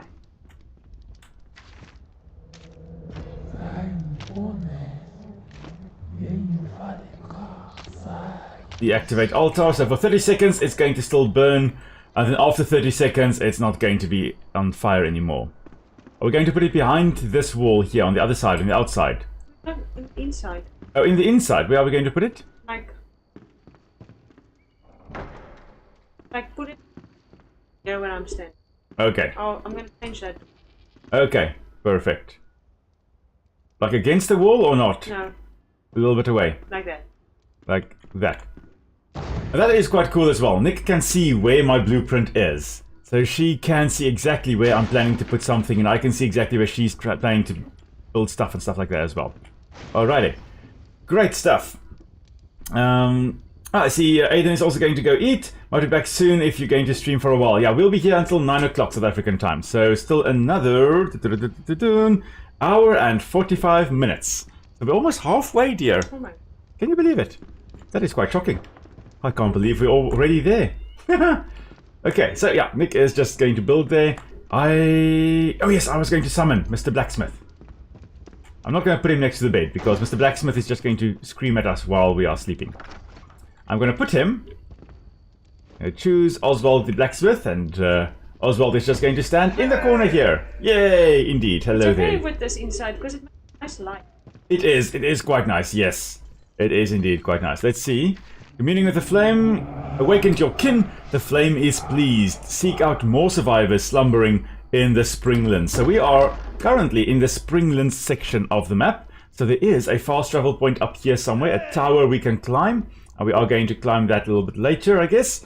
And then there are also a bunch of other fast travel points all over the world that we can also get to later on. That'd be a pain. Yes, dear. Okay, let me just construct a new one. Because we need to construct a new one every time. we can't move it. We have got to deactivate it. Okay, it is being deactivated as we speak. So let's just wait a little bit.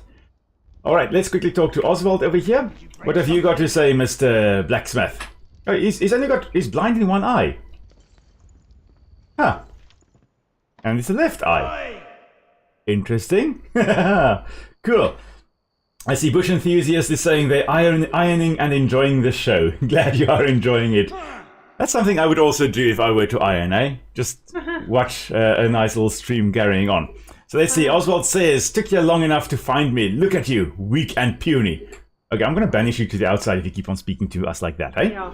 And they call you Flameborn. First thing you need is equipment. Lucky you woke me up first.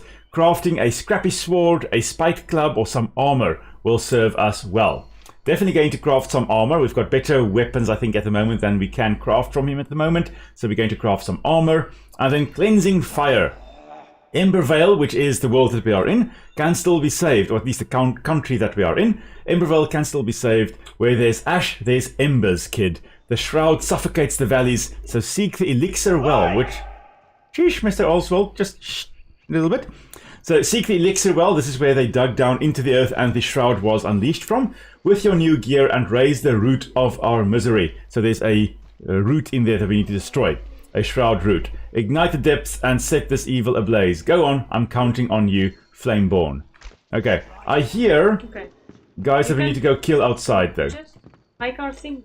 I will, just in a moment. I can't make if there are enemies nearby. So I'm just going to go chop their heads off. There's one right over there. Just going to go get rid of the awakened, or whatever they are called. There we go, that one is dead. I think that was it. Now I can come back in. Okay. Hey! Yeah, Mr. Blacksmith, you see, that's why we often banish him somewhere. Alright, so where are we placing it here? In the corner. Right in the corner now. Like that. Yes. That's okay. Now that looks beautiful. Sorry? Yeah, no it isn't. Okay, I'm just quickly... And then Oswald also says, well rested. Even with new gear, you shouldn't feel too safe out there. Rest up and eat well before you head out. A fire, a roof over your head, and some meat in your belly will prepare you for anything. I quite love the fact that, unlike a lot of survival games, you don't need to eat to stay alive. You don't need to drink to stay alive. Instead, you eat and drink to get buffs. And those buffs help you in your travels. Which is really awesome. I really, really love that. And I appreciate the fact that you have got those other things. The buffs. Alright, I'm just going to put the summoning staff and my construction hammer in this one, as well as the stone blocks that I've got. Okay, and let's just quickly drop everything that we don't need. Everything that we don't need. Okay. String I'll also put in here. Shroud wood I also have. Now let's see. What can we craft from the blacksmith here? Oh, a forge. That we can craft. Well, we need charcoal first. So for that we need charcoal. A charcoal kiln. I'm going to build a charcoal kiln. That's the word. Okay. Where shall we set him up, dear? Or are we going to build like a little outhouse for a little separate room for the blacksmith and have his forging equipment in there? No, we can go through this door. Like do it. Okay, yes. Yeah, a little section on this side. Yeah. That sounds good. Okay, I feel like we should build that out of rock, out of stone, because otherwise, technically, if we're playing it, lore-wise, you would have everything on fire if you build it out of wood. So what we're going to do is we're going to just go and so we've got a nice little. I see we've got a raised house there. Technically.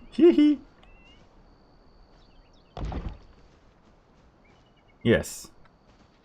Okay, actually, I just want to put snapping on. It makes it so much easier to just to place down. Okay, this is a nice big one. Really holding. Oh, there's a little holy hole.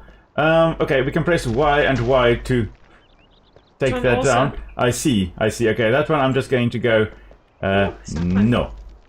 Like that. It's like... Yes, it does. We kind of like raised. We should have some pillars under here somewhere. Alright. No, it's because it's not a foundation, it's a... It is a ceiling, yes. It can be floaty. Yeah, whatever. Oh, I don't have stone blocks anymore. Let's not make the walls out of wood. Technically the walls would also be on fire. Or do you really want to build a wooden house there? Yeah, it doesn't matter. It really doesn't. Okay. I guess let's take it down. There we go. You can make a wooden outhouse there. Oh, really? I know it doesn't. Just placing this back in here. And now, oh, what I can do, let's move Oswald to the blacksmith area. You can then set up a roof over him. And tab, summon Oswald right over in the corner here. Hi. Here we go. In the corner, we can place him.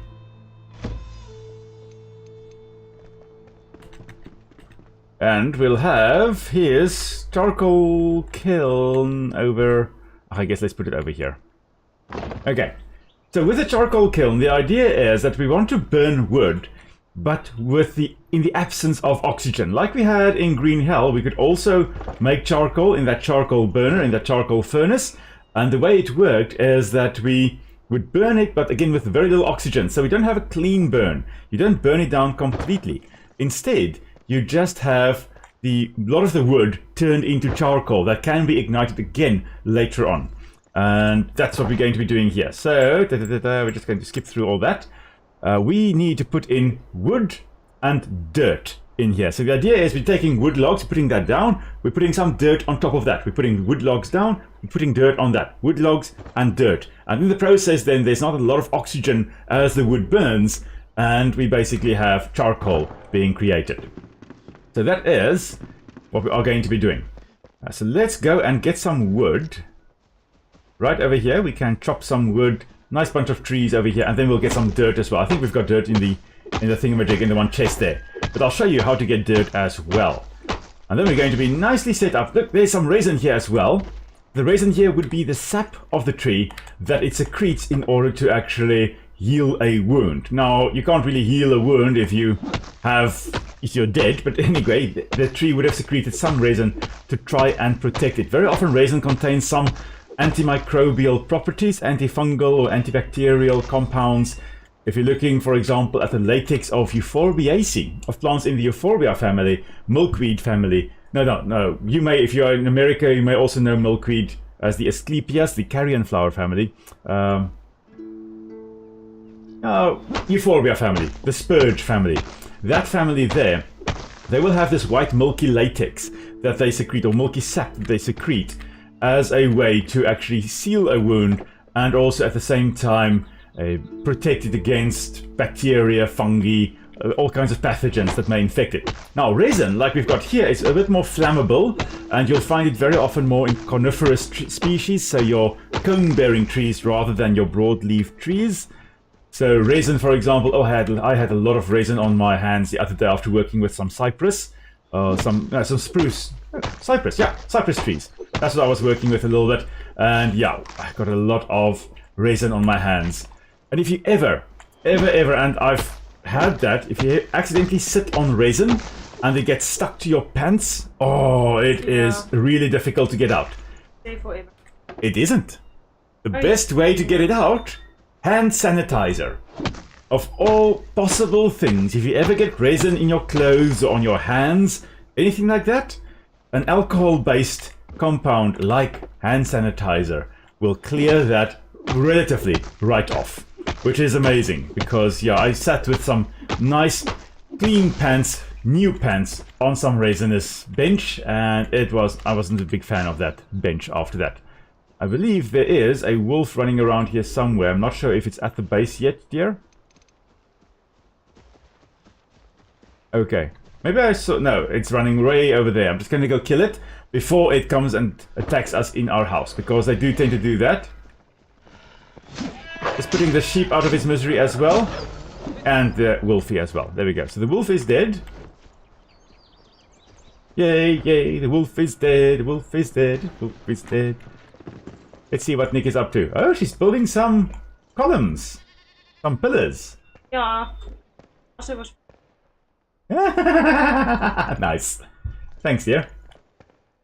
Alright, now, let's get some dirt. I'm going to show you first how to get some dirt easily. Now, as I've mentioned, if you destroy make a hole in your building boundary, it will be there. But if you make a hole somewhere out of your build radius, it will recover again. By the time you log in, it will be back. So we're just going to dig out a whole bunch of dirt over here. If we dig down deep enough, instead of getting dirt, we're going to get stone. So there we go, we're starting to get stone there. A little bit of dirt still, but mostly stone. Because the dirt, where you'll have, sand and soil, basically, it will be on top of the bedrock. The bedrock is deeper down, and digging through the dirt layer gives you bedrock, or gives you, well, in this case, just normal old rock over there, some stone. So if you want to collect dirt, always dig around on the top. And if you want stone, dig through it, and you'll find stone there. Or look for exposed stone outcrops like this one over here. Alrighty. I'm coming back here. We're going to make some charcoal.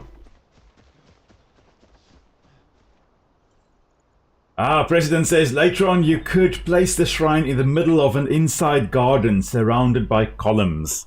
That sounds lovely. Yes. Okay, we must try to remember that idea. Hello there, Oswald. Let's see here. So we're going to just put in a whole bunch of logs and a whole bunch of dirt. And now it's automatically, in 5 minutes time, it's going to give us 15 charcoal.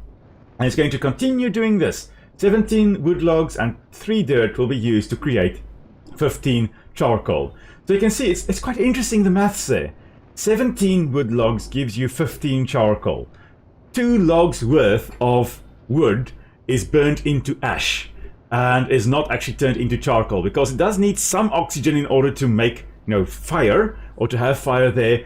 But as I've said, it's not burning in a lot of oxygen. It is oxygen deprived, but there is still some oxygen. So as a result, you've got some ash forming, but also a lot of charcoal. Very often in areas where the people are really making charcoal, you'll have these big mud charcoal kilns built, and you can have massive stacks of wood in there. And it will burn very slowly over the course of a relatively long period of time to give you the charcoal that you can use then later on. Let's see. Andy says, live near pine trees. Resin is everywhere. So, yeah, we've got pine plantations around here in the southern part of South Africa where we are. Also in the Mpumalanga area, you'll also have a whole bunch of pine plantations. Also KwaZulu-Natal, the wetter, and the Eastern Cape. Most of the areas of the provinces where there's quite a bit of water, we've got commercial pine plantations there. And yeah, the resin. Oh, the resin. I have almost thrown away a whole bunch of pants with resin on it. I've kept it, but I've used it mostly in the garden after that.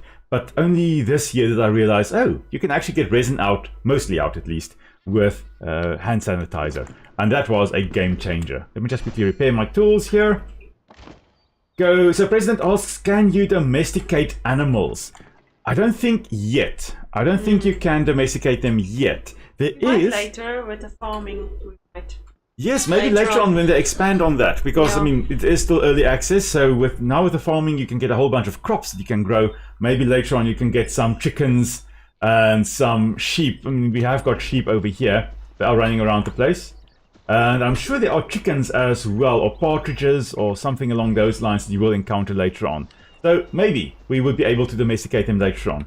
But there is a skill tree, the Beast Master.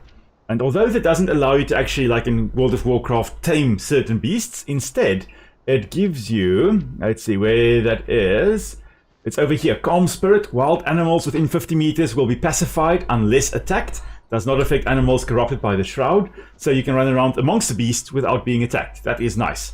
The Vuka language, the Vuka are like this type of beastmen, very similar to... the Owlkin, to some extent the Owlkin or the Moonkin that you encounter in World of Warcraft, for example. They're basically human animals, or animalistic humans. You'll see them, and the Vuka here within 50 meters will no longer attack you unless provoked. They are aggressive, so they will attack you. So with this one, you at least can run amongst them without any problems. You also then, Beastmaster, when you are targeted by an attack, wild animals within 50 meters will attack the enemy. That is quite nice. Now they start rushing to your defense. I wonder what that would look like. I think it could be quite interesting and chaotic. Vuka culture here, when you are targeted by an attack, the Vuka within 50 meters will attack the enemy. So you can't domesticate or tame, but you can to some extent have the beasts and the Vuka working with you. They're not attacking you anymore. But yeah, that's really quite cool. I love this skill tree. It's quite extensive. We should go do... Yes, I agree. We should go and clear the Shroud route. I think that's what we should do. But can we... Wait, oh great. We banished the guy to over here. We banished Oswald to over here. The fur armor set. I'm wondering whether we shouldn't perhaps grab that first. You don't need to make for me. Are you sure? Yeah. I might just need a shoe. Clothes are sticking up. I need shoes and I need a hat. Okay. Yeah, we can make that. We need torn cloth. I'm not sure how many we have. Quite a few. Okay. We need a lot of string. So we need a lot of plant fibers. 17. Okay, we may need more than that. I'm going to... Let's go to the town. There is also the Shroud here on the left-hand side. We can perhaps attack the Shroud people over here. Get some torn cloth from them, possibly. Yes, there we go. 2 torn cloth from that one over there. I can hear some more awakened over here somewhere. Oh, it's probably down here, down the stairs. They're coming down the stairs. They should be... Yeah, there are 2. There we go. Nic is also in here, and we... Oh, hello. Stop attacking me. Well, I'm not sure why I told him to stop attacking him. Or me, because we were attacking him first. Oh, yeah, I was just about to say, remember there are explosive stuff you see there. Let me just shed some light on the subject. Thankfully you got out of the poisonous spores there quickly. Just mind the one behind you as well. Alrighty. Yes, there should be. There also beware. Don't just hit it. Learn from my mistakes, everyone. I was still going to tell Nic why she shouldn't just run through, and then she already started hitting. There we go. So what have we got in the chest here, dear? We've got mace. Okay, nice. Another nice little weapon. Want it? Let me see what it looks like. Oh, what is it? Okay, there we go. Oh, it's the Misfortune Mace. Oh, this is a lovely one, but it is a two-handed one. Another one's a hatchet that I'm just going to... Yeah, just salvage it. So the nice thing is, if we right-click salvage, we get 28, in this case, 28 runes. So depending on the level of the weapon, you get a number of runes back. This one will give me 14. This one doesn't give me anything because I crafted that weapon. This one gives me 7. I'm going to salvage that one. It is quite a... Not the best weapon. Okay, but you salvage, and the runes you will use to upgrade some of the other weapons. So you break down ones that you don't want to use, and you use it to strengthen your other ones. Ah, there we go. That was some cloth there. Yeah. Nice. Okay. Just going to bring the light down for you so you can see where you are hitting stuff.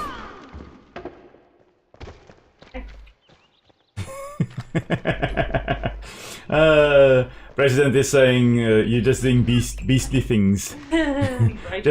just breaking stuff, carrying on. There we go. I think we were actually going to this town over here. We can grab some water while we are there as well. Yeah. I think the well has respawned the water. And we can probably... get some fiber. Yes, we need to get fiber. I need to... There we go. I got some string. I got 1 string there as well. Oh, we can get some arrows here as well. The arrows respawn on these targets. So I got 5 arrows there, 4 flint arrows and 1 scrap arrow as well. Yeah, very, very nice. Okay, just grabbing some water. Let's see. I love these old ruins. I believe if you actually put down your altar, your flame altar here, you can use your little construction hammer to break down... Ooh! Did you get flint? Yeah. Oh, nice. But yeah, you can use your construction hammer to break down the buildings and actually use that in building stuff later on. That is quite cool. Oh, there's even a sign. What does the sign say? I don't know. It's illegible. Can't read that. Alright, let's destroy some stuff again. Oh, there's a chest. Hello there, chest. You just punch it open, because why not? Oh, I think it has already been opened. Yeah, because I can't get anything from it. Yeah, but it showed that it was shut, but it wasn't shut. Okay, let's see here. Nothing else to get here. We were up there, so we did get that. Just gonna We can actually collect that stone there as well, collect the stone as well, collect a whole bunch of stuff. Oh, now that I have got the axe, I can actually chop down the shroud wood here as well. Is it? No, it's just normal. It's just normal wood. Oh, well, that's boring. Is it inside the shroud? I'm inside the shroud, yes. Not big shroud, just the shroud in the village. Just checking where you are. You are... I'm just collecting fiber for... Oh, okay, that's where you are. Oh, there you are. Hello there, dear. I see you. There's a little rabbit guy running again. I need to find out the name of this little creature. Because, oh, it is so cute. I'm sorry? So cute. It is very cute. The big floppy ears. Yes. Very good hearing, most likely. Most likely relying on hearing to find or to spot predators. Really, really awesome. Alrighty. Right, I think we shall have enough things. Okay. Wonderful. Really, really wonderful. Coming home. Sorry? Coming home. Yes, me too. So yeah, I'm not the healer yet, but when I have got enough enough skill points to have gone get my double jump, I'm going to start speccing into healer. And I will be running around and wonderfully, here when we get to Water Aura, which is still quite a distance away, but hopefully next stream or the one thereafter I'll get it, I have a healing aura and it heals all injured allies, myself and Nick, within 15 meters. And the more my intelligence is, the more it will heal. So it really is very, very useful. And you can basically run in, get damaged quite a bit, run out after, fighting and killing everyone, and then systematically you will heal yourself up again. Okay, so what we need now... thanks, dear. We need a whole bunch of torn cloth. We need some animal fur. I'm not sure what else we need. Let's see.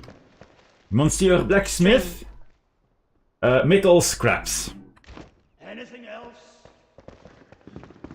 Yeah. 5. I'll give it to you. That's perfect. Thanks, dear. Yeah, there were none in the others. No. None in the others. Right, so let's quickly... What's nice is later on we will be able to make magic chests. So then we can yes. Work directly from it. Yes. You said you wanted the helmet, hey dear? Helmet and shoes. Yes, I've got the shoes and I've got the helmet for you now. And... Ooh... Oh, no slot available in... Okay, so I'm going to send that to you now, because I don't have any slot in my backpack to make anything more for myself. Oh, wow. So I'm just going to gift that. There we go. I've got the shoes, I've got the helmet, I've got the breastplate, I need the leggings and the... Right, I think I may have the gloves. Fight fire. Yeah, I've got the gauntlets as well. I need the legs. Yeah, so let's get the legs. There we go. Now I'll have the full fur armor set. So, this is going to be very interesting, guys. Brace yourself for the most sophisticated peasant in the world. I'm hiding my hat because I look stupid. Yeah, so one can change your appearance, and you can actually hide your helmet, or you can decide to keep it on and really look quite peasanty. I'm going to just... Hide it. Yeah, I'm hiding my helmet.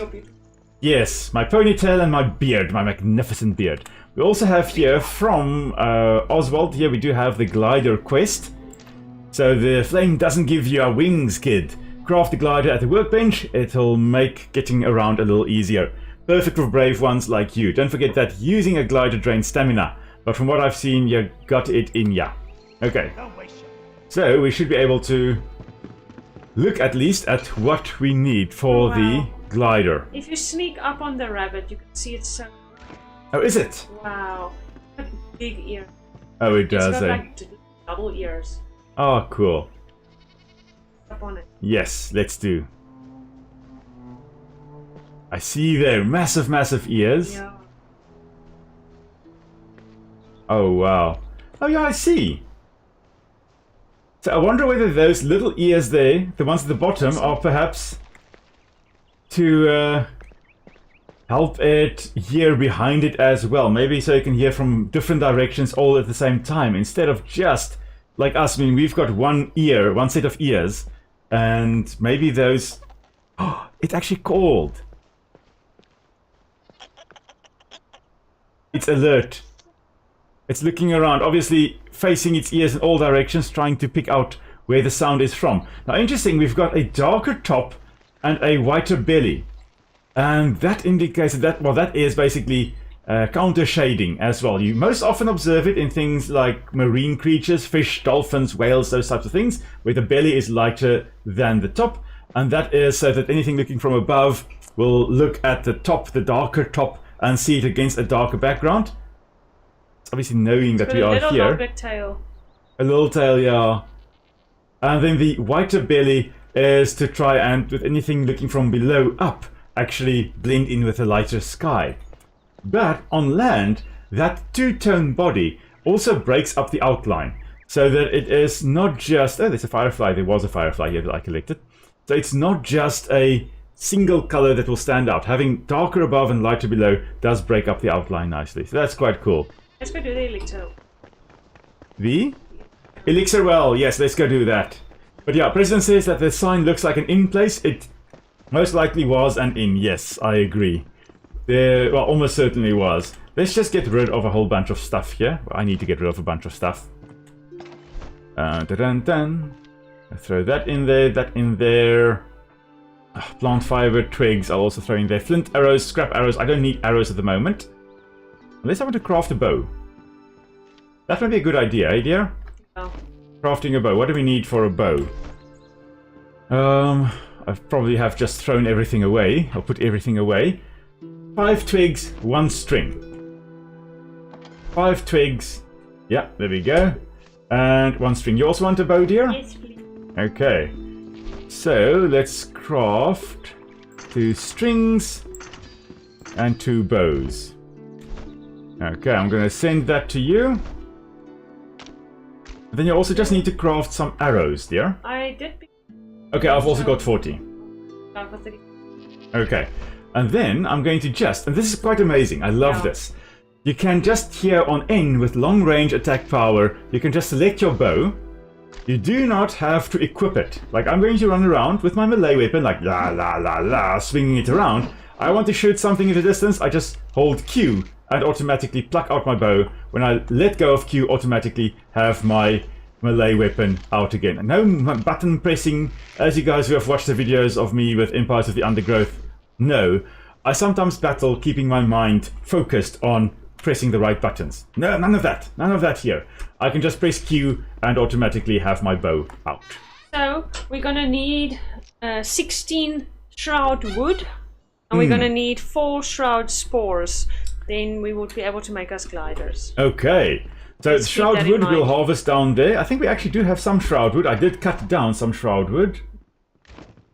We do need shroud spores.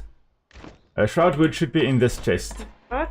We've got 10. Okay, so we need another 6 at least. We'll get more. We'll definitely get more. Let's go. Yes. Let's roll. Have you drunk water? Quick drink. And just a quick meat as well. Yum, yum, yum, yum, yum. And now, of course, we do have our well-rested buff as well for 16 minutes.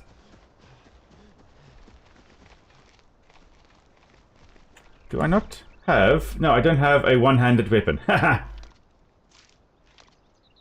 Okay, well, that is fine. Very Going strange. into the shroud, eh? Yes, we are going into the shroud. Yes. Alright, so my shield is... I don't have a shield at the moment, so I'm just... Unless I've got my wand out, then I've got a shield. Okay. But yes, we are... Of course, also another lovely thing on the top there, you'll see it says on the road whenever I'm on the road. Another buff, where if you are running on the road, your stamina drains more slowly. Which is really, really awesome. Let's just have the elixir well as a waypoint. Okay. I believe if we follow this road, it most likely There's leads some there. shroud wood. Oh yes, shroud wood, shroud wood. We do need that. Hello there. Arrow guy. Go away. Go away. We've got no time for you and your nonsense. We did get 1 shroud spore there. Hello there. Another one. Come on. Take that and take that and take some more of that. Another shroud spore. More shroud. Okay, yeah, I'm sure we'll collect as we go in, dear. Yeah, 2. Yeah, here we go. Here's another one right over here. We'll just quickly chop it down. I also have 2 shroud wood on me now. Okay, then we've got 6. Oh, is that? Yeah. Wonderful. Okay, so any more we collect is a bonus. Alright, so here we go. Not sure whether we should jump down here. Oh, I don't think. No, I don't think we can, but we can run back. This gives us fresh breath though, so our Enshrouded timer has restarted basically, so that's brilliant. Ooh, running down, running down, running down. Okay, are you ready, dear? Because when we tried this the first time, we died so many times. But I think we are a little bit better equipped this time around. I hope so. Beware the explosion stuff there, eh? Oh, wow, okay. Really not very strong. Aiming for... Oh! Explosion. Aiming for the head does result in a bit better damage. Ah, mess. Ah! That's not very nice of you, Mr. Spore Thrower. Okay, there is another archer somewhere. Like this one over here. Cool. And beware the big explosion stuff there in front. Okay. And it is time for some more chaos, eh? Ah, wonderfully. Wonderful. Okay. So, right up here. Another respawn point. If we die now, this is where we respawn. And at the same time, it gives us our fresh breath. Our enshrouded meter there is not going down. So, President asks, can you clear the shroud? What we can do is temporarily clear the shroud. I don't think, at least not at the moment, maybe later on in the game, one will be able to do that. But for now, we can't clear the shroud permanently. When we go down here into the elixir well now, and we destroy the shroud root, that will get rid of the shroud in this area for the next while, until we reload the game. Then it's going to be back, and we'll have to go through in this shroud once more. So Now we yeah, go down here, eh? yes, that is where we are heading down. So we're just climbing down for now, not accidentally jumping down because then we die.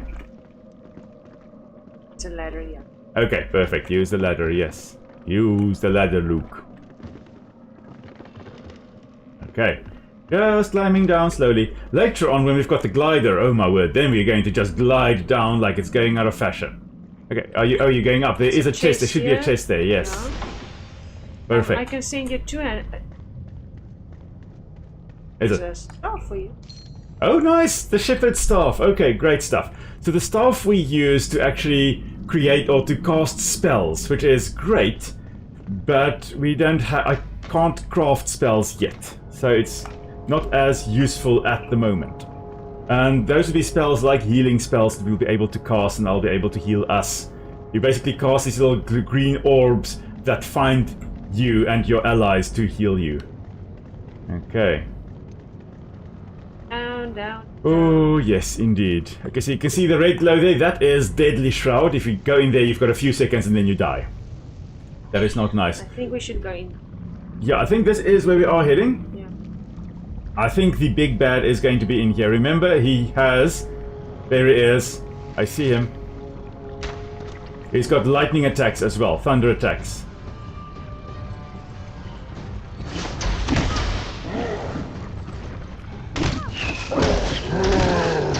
Oh, that's a smash, yeah.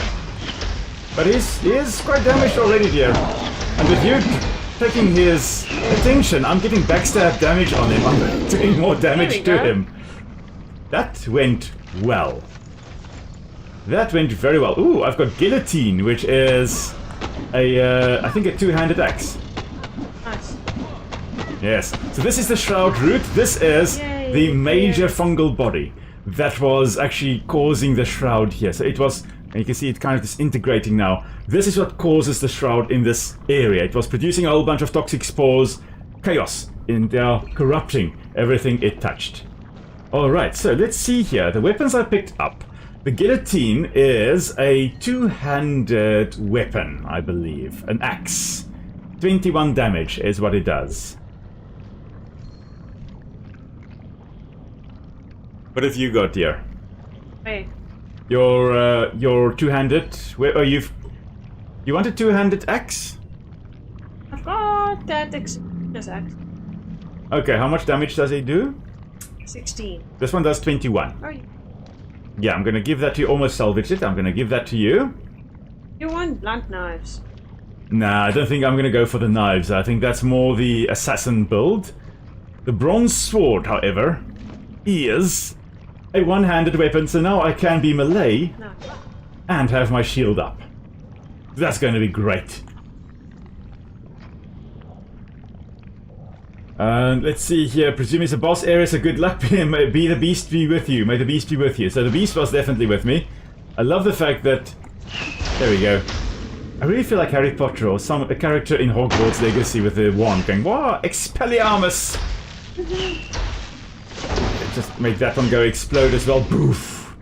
But yeah, no, so this was definitely a boss area. So whenever you've got these shroud roots, there usually would be, I think, a boss protecting it. So you've got to look out, because it's not going to be a very, very easy area.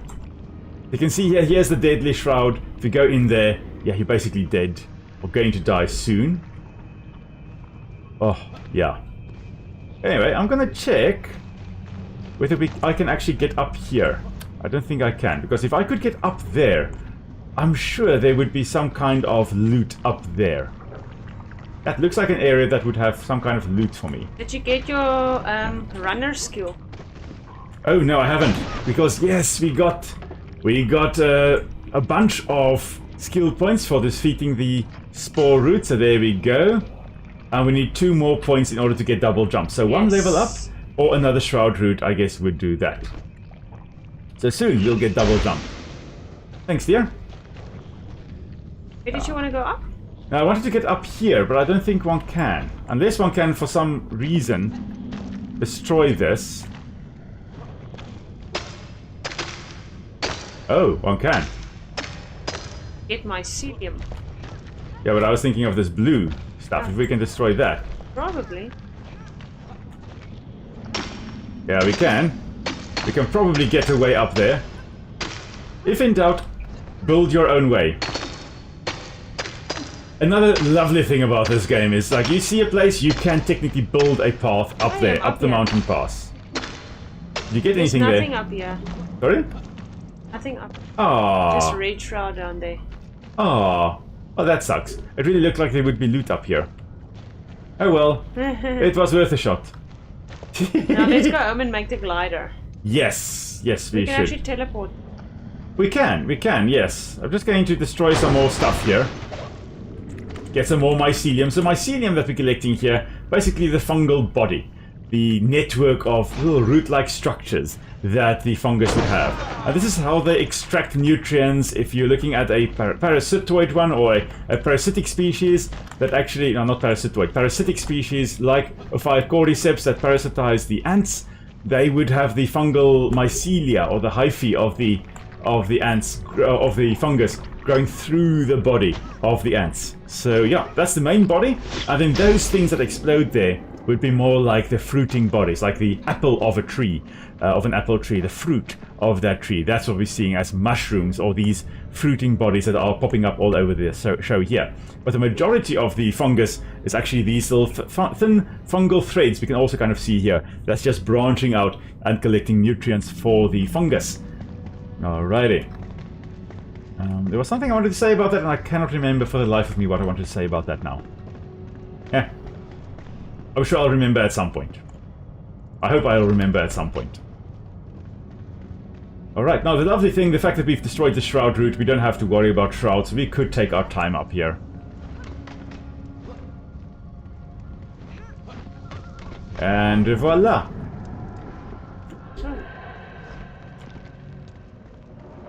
There's one over here. Hi, Bo. Don't attack me. I'm going to attack you right back. Ah! That's not very nice of you, Mr. Archer Man. Or Archer Zombie, I guess. I'm going to go and attack a bunch more. There are a whole bunch of dead people over here. I see dead people. Back into the shroud from whence you came. I assume you attacked the guy here, eh? Yeah. Okay. And the wagon he rode in on. The wagon here. Oh, beware, there is also a barrel of shroud behind me. Okay, so See if you this look... little cave thing. Oh, is it? Oh, nice. If you look here, there is a little barrel here, and it looks like it's water. It is not water. It is a shroud explosion. You say there's a cave here? Yeah. Let's go in, shall we? Let's go explore. Mushrooms would do very well in this cave. Yeah, I thought it was a drop-off, but thankfully it isn't. I think this is Deadly Shroud over there. Let's stay out of that. But yeah, they love the moisture. They would do so well here. I hear pulsation, so I'm guessing there is a fungus body around here somewhere. Yeah, there's one right in front here. So these fungal bodies that explode like that are very much like puffballs, a type of fungus. I love puffballs. I specifically love playing baseball with him. As Nick knows, if you take a puffball and you hit it, it goes poof, all the spores go everywhere. And what I've done ever since I started my masters and collecting data in eucalyptus plantations where they grow very well, is I actually take a stick and I whack it. I still have to put a video like that up on YouTube, a little short. Because I've got a recording of me playing baseball with puffballs. It is a lot of fun. And in the process, all the spores dispersed all over the place. Millions and millions and millions of spores. And thankfully, puffballs generally not something you've got to worry about inhaling the spores. I think no, I'm here, right here by the Deadly Shroud. I don't think I should go ahead there. I think let's get back, shall we? Right. Should go the right way. Alright, just climbing the ladders until we've got our glider, which will be soon. Of course, having the glider will just open up, oh, so many avenues. Yeah, there we go. I think you were up here, eh? No, you continued on. Never mind, I'm coming. I found you. Oh, change, I got lost. Oh. Yeah. Weird. I know. So strange. So strange. Okay, out of the shroud once more. Let's just see whether there are... I don't think there are any more here. No. Okay, I think let's fast travel home, shall we, dear? Yeah, we can. Because I think we do have everything we possibly need. Alright, I do wish we could actually rename some of those fast travel points. That would be lovely. That would be cool. Yeah. I knew we were home in Yes. that shop. Yeah. Hey! The shop, yeah. The guy here, the blacksmith, going, oi! Okay, scaling an ancient spire and grappling hook. Those are going to be our next quests. Okay. Yes, we do. So. Send me your shroud wood. Okay. And your...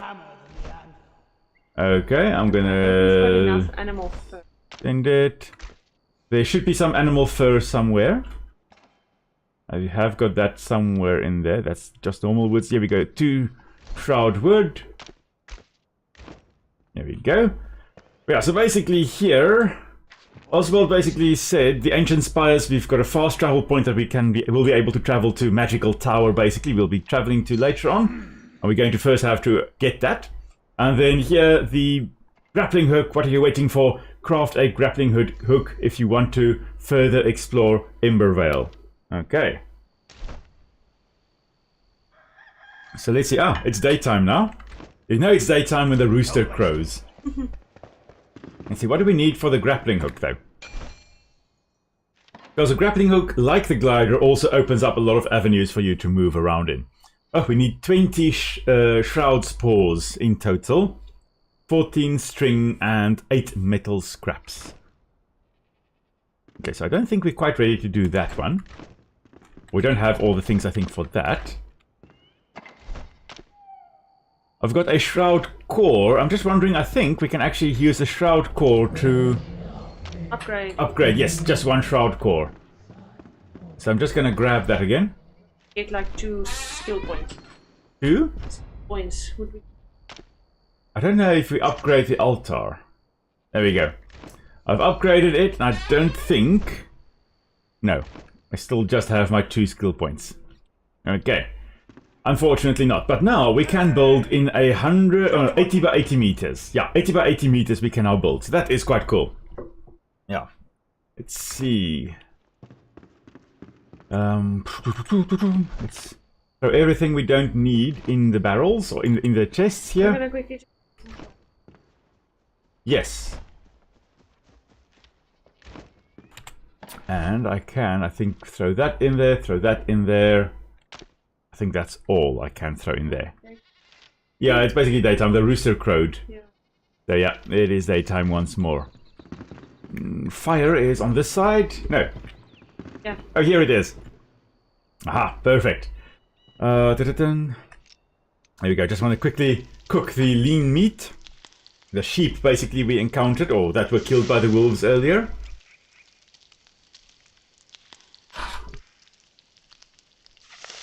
Okay. And then, shall we go get the spire, dear? Yeah. Okay. That's going to be our Where are we going? next objective. We are running across the bridge. Ancient spires. Yes, so the big tower you see in front there, that's where we are heading now. So we're going to climb all the way to the top there.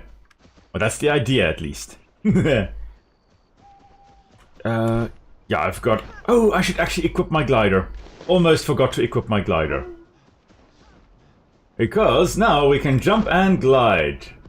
It's not the best one yet. We can later on build a much better one, but it is useful. Does help a lot. It does. It really does.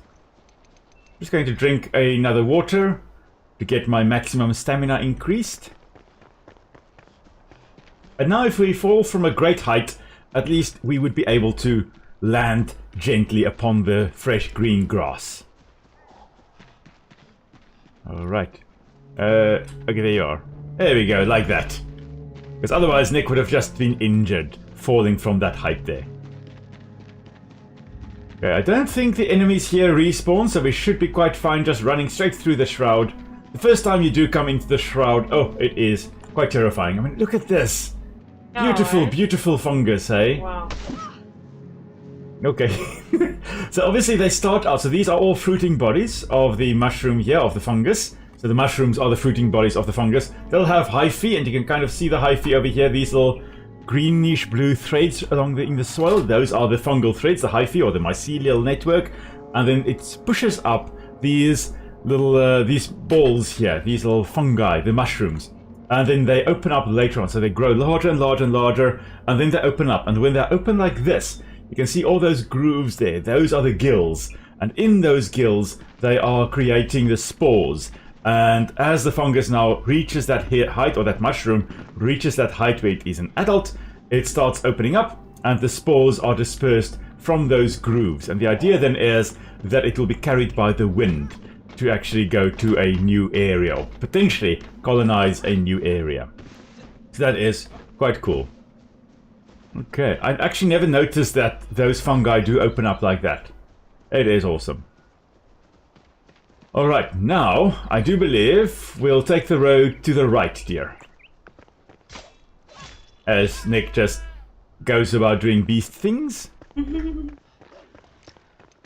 Okay, I've got my bronze sword. Listen here, Mr. Wolfie, stop harassing the rabbits. No. Leave the rabbits alone. Oh, there's another one. Them. Listen, we did warn you. There we go. You show them, dear, you show them. Is it? I think I got... No, I did not. I don't know what kind of skinny animals these. Yeah, they're just skin and bone, literally. Oh, the road is blocked. A grappling hook is required to cross. Is it? Is it really? Like, they don't know our tenacity. Where there's Will and where there's Nick, there's a way. We make our own way. Don't tell us the road is blocked. We will make our own way. Got a forest longbow. Wonderful.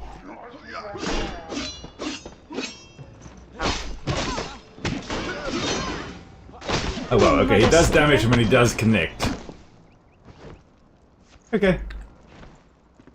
I'm just... a berry. Yeah, I'm also just eating a berry. The nice thing is the berry does regenerate health, or regenerates our health, so I'm just going to eat some grilled lean meat as well, and that is something to read. Imagine this, you spot sunken stone pillars on the horizon obscured by mounds of dirt. They stretch towards the sky like a titan's stone-cold finger bones, the mark of a hidden tomb. The stairs inside lead into darkness. Torch in hand, you slip down into uncertainty, into dread. Yet your search drives you deeper. A morbid treasure calls for you, left to rot in the dust. Is it family jewels? Heirlooms from faraway shores? Whatever it is, my friend, it'll be the foundation of our empire. The cornerstone to a fortress raised from spilled blood. Sounds good? I know the rough location. If you take up the search, Gareth, I'll split the goods. Deal? So basically a new location for us. Searching for hidden tombs a little bit more to the north. Alrighty. There should be a guy up there. Yes, there is. Up in the tower, of course, there's going to be a guy. I think I may knock him down to you, dear. Okay. So I'm going to bring him down to you, and then you can just kind of finish him off. Go down. Ah, I did try to deploy my glider. It did not work, but there we go. Well done, teamwork. I bring him down to you, and you just completely wreck him. Perfect. Okay, so onwards we go. There we go. So we should be able to reach the tower at the top here. You can see there in the distance there is another tower, another fast travel point, and a whole bunch of other areas we can also travel to later on. There we go. Another one. There we go. Still just skin and bones. But at least. Oh, you did! Wonderful. Wonder what this tower is for. Nothing on here, but yeah. Oh well. That looks good. Here is... Oh, there's a bunch of towers here. Okay. On the road again. So pretty here. It really is. It really is. I love a game that looks nice. Like, I know there are lots of things that this game does that's also very similar to Valheim, but Valheim for me was just way too dark. And I like this. Yeah. The nice clear skies and the light that is shining down on everything. It is just absolutely beautiful. Aha! Yeah, I'm at the top of the stairs there. There's also a health potion here for you, and something we can read in the meantime. So this is also another note by Balthazar. Now we haven't encountered Balthazar yet, but we are going to encounter the alchemist. Maybe not tonight, maybe next time, but we are going to encounter him. And it says, the ancient spires beacons of light. These spires stretch to the firmament, so up to the heavens, and deny entry to those who are unworthy. The ancient breed enters, so the ancients were able to enter here, but I never see them leave. I've got two theories. One, the ancient spires are somehow connected to one another, and the silent ones travel between them as they please, which, yes, that is in fact what it is. Or secondly, the ancient spires serve as a burial site, similar to the flame shrine. The ancients store all the knowledge of the land in the flame here when they leave the mortal plane. One way or another I cannot enter. When I step on the ornate plate, nothing occurs. What a shame. So yes, of course, you can only use these spires if you are flameborn, which Balthazar, unfortunately, is not. So there's another respawn point. If we die while trying to get to the top, at least we will be able to respawn here. Right, so let's now just have a look. I hear steps. Yes, so here's a door that has a symbol on it. And I think if we press that symbol there we go, that one lights up and the door opens up. Now there's also a staircase on the right hand side here. Yes, can I open it? You can open it, yes. Go for it, dear. No one does it. Okay, cool. Oh yeah, so that was just the secret area. So basically a whole bunch of these types of areas that you can access. So let's see, this one does 9 damage, this one does 7, and this one I can upgrade. So yeah, obviously I'm going to replace this one. My old one gets replaced with a new one. Okay, so yeah, there we go, here you go. Ah! Luckily I opened up my parachute before I reached the ground, but I'm going back up. I just had an oopsie and fell down. Oh, you know what? We can't travel because we don't have the grappling hook. We need the grappling hook to continue on. Okay. Where do we get it again? We craft it. We craft it at the workbench. Okay. Are we going home? Back to the base there. Yeah, so President says this is more fantasy-like and less gritty darkness. Indeed. Valheim is definitely more gritty darkness. That's a great way of putting it. Definitely, yes. So for this we need metal scraps, we need string, and we need cloud spores. We don't have any more cloud spores, do we? We do. Okay. Got like 20. We've got enough cloud spores? We need 20. Shroud spore? Sorry? Shroud. Oh, sorry, shroud spores, not cloud spores. Shroud spores, yes. How many metal... scrap metal do we have? Oh, we've got 25. We can craft a grappling hook, dear. Awesome. We should have actually just crafted that already before departing. I thought we still needed some things. Just need 2 more string. Yeah, I can craft that, don't worry. Craft 2 string, and then craft you a grappling hook as well. Alright. Equip this one and gift that one. Awesome. There we go. Thanks, dear. I see you gave me some tar. Yes, you give me something, I give you some. Thank you, dear. I really, really appreciate it. Let's see, I put the tar in the chest. Okay, I'm gonna delete that old Is one. it there by the ancient spire? No, we can't fast travel there. But We've got to run again. Go over the bridge now. Yes, we can go over the bridge. Yes, we can. Alrighty. And we are well rested again. That's also great. Just gonna drink some more water. How much water do you still have left here? 31. 31. Oh, nice. I've got 12. Oh, yes. Just gonna check my stamina because, yeah, otherwise I may drop from a height and die. It does use stamina to glide, it does use stamina to use the grappling hook, and you don't want to accidentally have no stamina left when you do the grapple and then fall to your death because you can't glide. Whee! I'll go first. I'll test the ground. They Sorry? can't really go together, they can't fall. Yes, yes indeed. Alright, so this is, yeah, as mentioned, it's going to open up a whole bunch of avenues more for us to actually travel the grappling hook. Oh. Well. Yeah, I don't think we're going to really fight though. Yeah, you want to swing, dear? There we go, that is as close as we're going to get to Spider-Man. Or to being Spider-Man. You can jump and glide and do all kinds of funny things like that. It's quite cool. Traversal is quite fun in this game, I must say.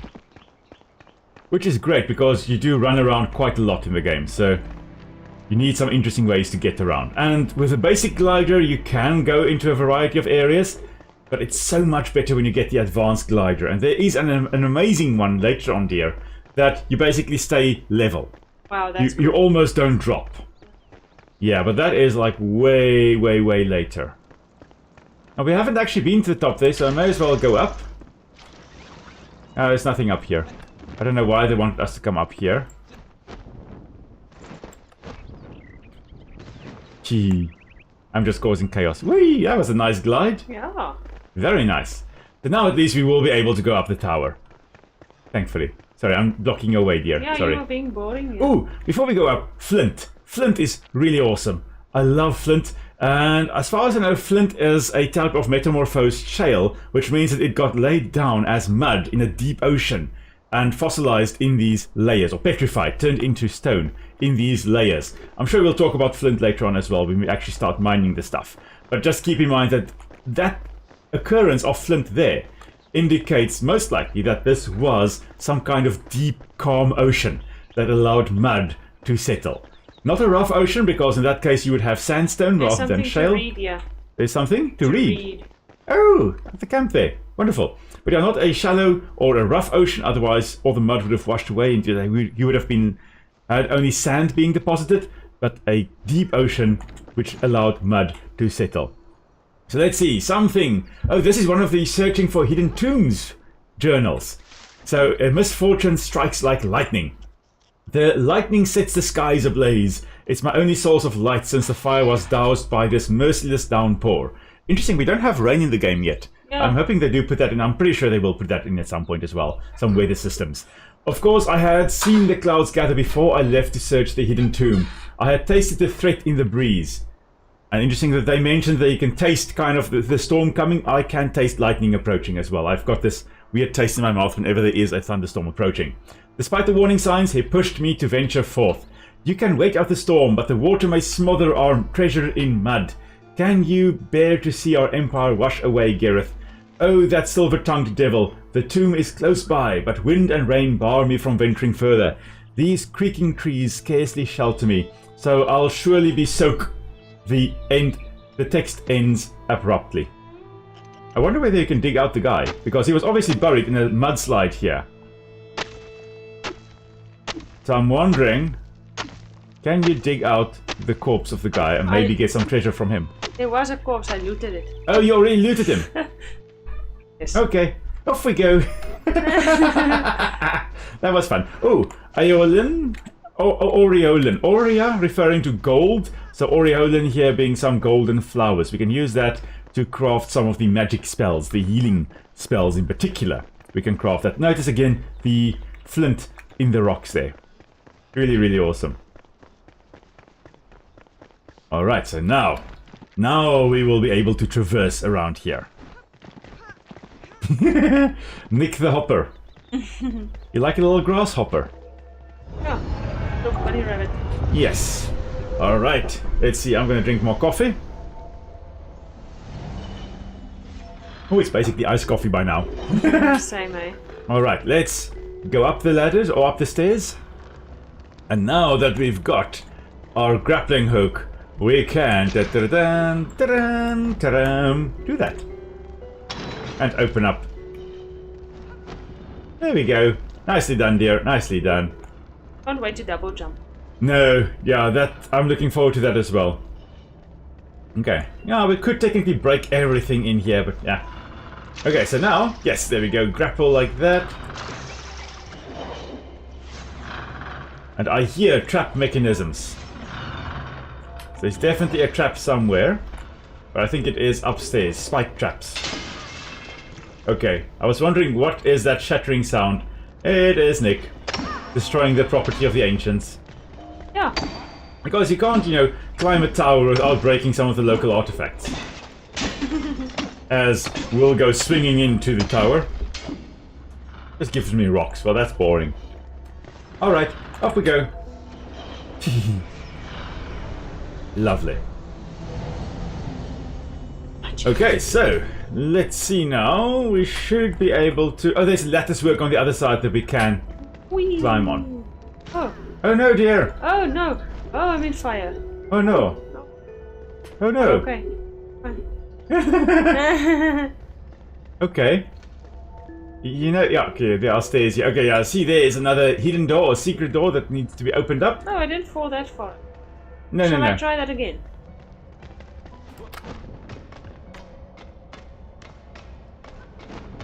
Yay! Well done. I was just next to the holding on point. Oh, yeah. Yeah, there was it. We have to keep an eye out for that glowing symbol so that we can actually press that button to open up that section. Although, no, it's actually this section here. It's actually this door. I'm pretty sure. Let me just check. Just stand there. I just quickly want to check whether that is the door we were trying to open. Yes, yes it was. So somehow, somewhere there is also a glowing symbol. I can't see it though. Oh Are we well. supposed to go up here? Yes, we are supposed to go up here. Oh. That's why we had to come around. Yes. So maybe it doesn't. Well, it should, but I'm not sure where that spot is. Alright, here are the traps. So luckily they are relatively easy to avoid. You can just run from safe spot to safe spot, or when they start appearing, just jump up. Okay, we can open this door. I was like, okay, imagine it requires a thing to open up. Okay, there's that, and there is also this door over here. Oh, I remember this place. Oh, yes. Later on, when you get double jump, you can jump over to there. For now... Oh, but let's go back. Because there's another door.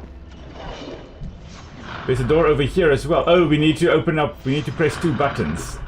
Oh, need to go up here. Yes, yes, yes, yes. Ah. There we go. Did you step on the spikes? Oh, okay, I just see your health there. Hey, it's got a bit of damage there. Okay, we need one more glowy thing. One more glowy thing. Open up the door. Yes, nothing more on this side, eh? Ouchie. Now the spikes got you. I kind of might be.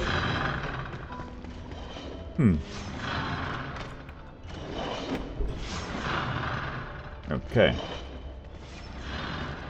Maybe on the other side again. Just checking here. It's not very challenging puzzles, but it is nice that there are some puzzles here. No, it's fun. Unless, oh, you know what? I think it is up on this spot where we can't climb up. It probably is up there. Yeah, I can see it. Ooh, maybe I can shoot it. Maybe. Oh my goodness, I'm in the flames. Oh, I'm no. in the flames. I'm okay. Just gonna shoot out all my arrows trying to hit. My palms are sweating. Ah, I'm just missing it. Okay, you should have a health potion, dear. I would suggest drinking that. Now, I don't think I can actually hit that from here.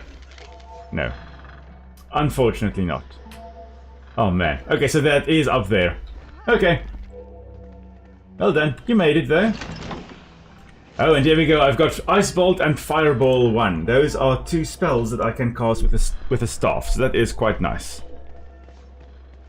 Where So did you later see on. it? Oh, it's way up on that section we can't get to. We need to double jump onto the lattice.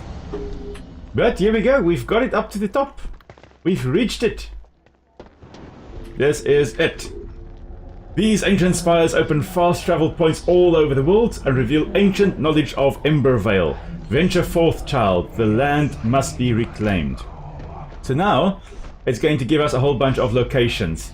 So the question marks, those are all locations revealed by this ancient spire. And as we get other ancient spires, we get more question marks that we can go and explore, basically. That's quite cool. Okay, I'm gonna drink some water and get ready to fly towards our base. Oh, I just... Yeah. Because, well, I know we can fast travel there, but you know what? We need to also glide a bit. Like bird. Yes, as much as we can. Okay. So just keep an eye on your stamina, hey dear? Yeah. You ready? Yes. Okay. And off we go! So really lovely, the gliding. Really opens up nice avenues for traveling. So this is just my first bar of stamina, and I do have another full bar after this. So we should be able to make it onto the bridge at least. And then from there just travel nicely. You are right behind me, I assume, eh? Okay, perfect. Oh, still quite a bit of stamina left. Now, if we did not have that water and the well-rested buff, we would not have been able to make that glide, though. But with a better glider, we wouldn't have dropped so steeply either. We would have been able to actually glide a bit further.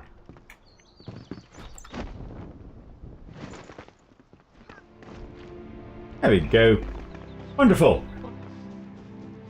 Run and jump? Ask President. Yes, indeed. Run and jump. Whenever you've got the option, run and jump is a good method to go about doing things. Let's see. We're basically back at our base, though. Should be right up here. I think I can see the building. Yes, indeed. Okay. Ah. Who have you been spoken? Oh, you've spoken to the Flame Spire or the Blacksmith? Okay, the flame basically then said about other ones we can also go and have a look at, eh? So there's also salvaging here. Oswald also says, let's enhance your preferred weapon with some of the gear you've been collecting. We've got to salvage a weapon or two first. Don't be afraid to get your hands dirty now. So, and then adding enhancements. When you look at that, you salvage some items. Now you can use some runes to enhance your weapons. Want to try? So with him, and with all the other ones, you can do this. You take your weapon that you want to upgrade, and you enhance it. And then the first time you do it, in this case, it will cost 8 runes, and you get +3 cutting damage, so your weapon does more damage. And the second time, +1 cutting armor, so you get armor. I'm not sure whether this does more damage against armor, so it cuts armor, or whether you have got more armor against cutting. Either way, it's an enhancement. With the forest longbow, for example, you get +2 fire magic damage, so you get more damage, and it's fire magic that you're damaging. Bronze sword, you can see here we can increase 4 times or enhance 4 times. The higher the level, the more times we can enhance it and the more attributes you accumulate. So a legendary one, I think you can upgrade 6 times. And that is really just amazing. You get all these different enhancements. Really, really quite awesome. Break a leg. Oh, several. Yeah, I love how he says break a leg or several. Basically just go ahead breaking everybody's legs. I guess that's what he is referring to. I'm hoping he doesn't say that we should break all our legs. Yeah, hopefully not, otherwise we'll keep out. Yes. Okay, so I'm just going to put the shroud spores and the plant fiber in here. And I'm going to store my magic spells in this one chest as well, because I don't use it yet. And Aureolan flowers. Okay, I don't know why I've got dirt road blocks. But I think what this means is I should be able to place a dirt road for us. I think. Let's see here, terrain. Oi! Yeah, there we go. So I can place terrain, I can place a dirt road block here. And it doesn't look very nice, it's a mound of earth. But we can also create a rake. Or should be able to create a rake. There we go, rake. We need wood logs, string, and stone. So let's see, I think 2 strings, we can make that. We need some stones, and I think we need wood logs, which we... Gonna make a nice little road. Yes. You can rake it, you can decide where you want it, dear. You can rake it up. Oh, yeah. Ah, Nicolo, welcome to the stream. Glad you are here. And yeah, indeed, glad you have got some free time as well. That is, it's weekend after all. You should be enjoying yourself a little bit. Although, oh man, tomorrow is Monday. Oh, Well, now you I'm had a sad. nice weekend because you were doing some rehabilitation Yes. of orchids. Yes, so we were doing at the university. There was a tree that got blown over, and those of you on Discord would have seen that as well. So a tree got blown over. It had a few hundred orchids growing in it, on the branches. And, well, we went and salvaged them, or the horticulture experts, or the horticulture lady went and salvaged them. And we went and put up, I think, a few hundred of them already. Up in the forest. So in trees on the forest. So that is quite cool. Cheers. Oh, is President on the way? Yeah. Yes, President. Have a great weekend, eh? Hope you have a lovely one. I just realized that this is very high. Yes, so what I'm going to do is mine it. In essence, we're getting a lot more dirt road now. And then we're just going to flatten the terrain out a little bit. Making a mess. I'm making a mess. I love making a mess. Making a mess is fun. That's all. Hmm? Oh, I just had a little fly flying into my face, into my eye here. That's lovely. If I go horribly wrong in direction, dear, it's because I can't see anything at the moment. Yeah. I see so. I see you also dug a hole there. Are we done now? I think we need dirt. I want to put the dirt road. It's flat. I want to be a nice big one like this.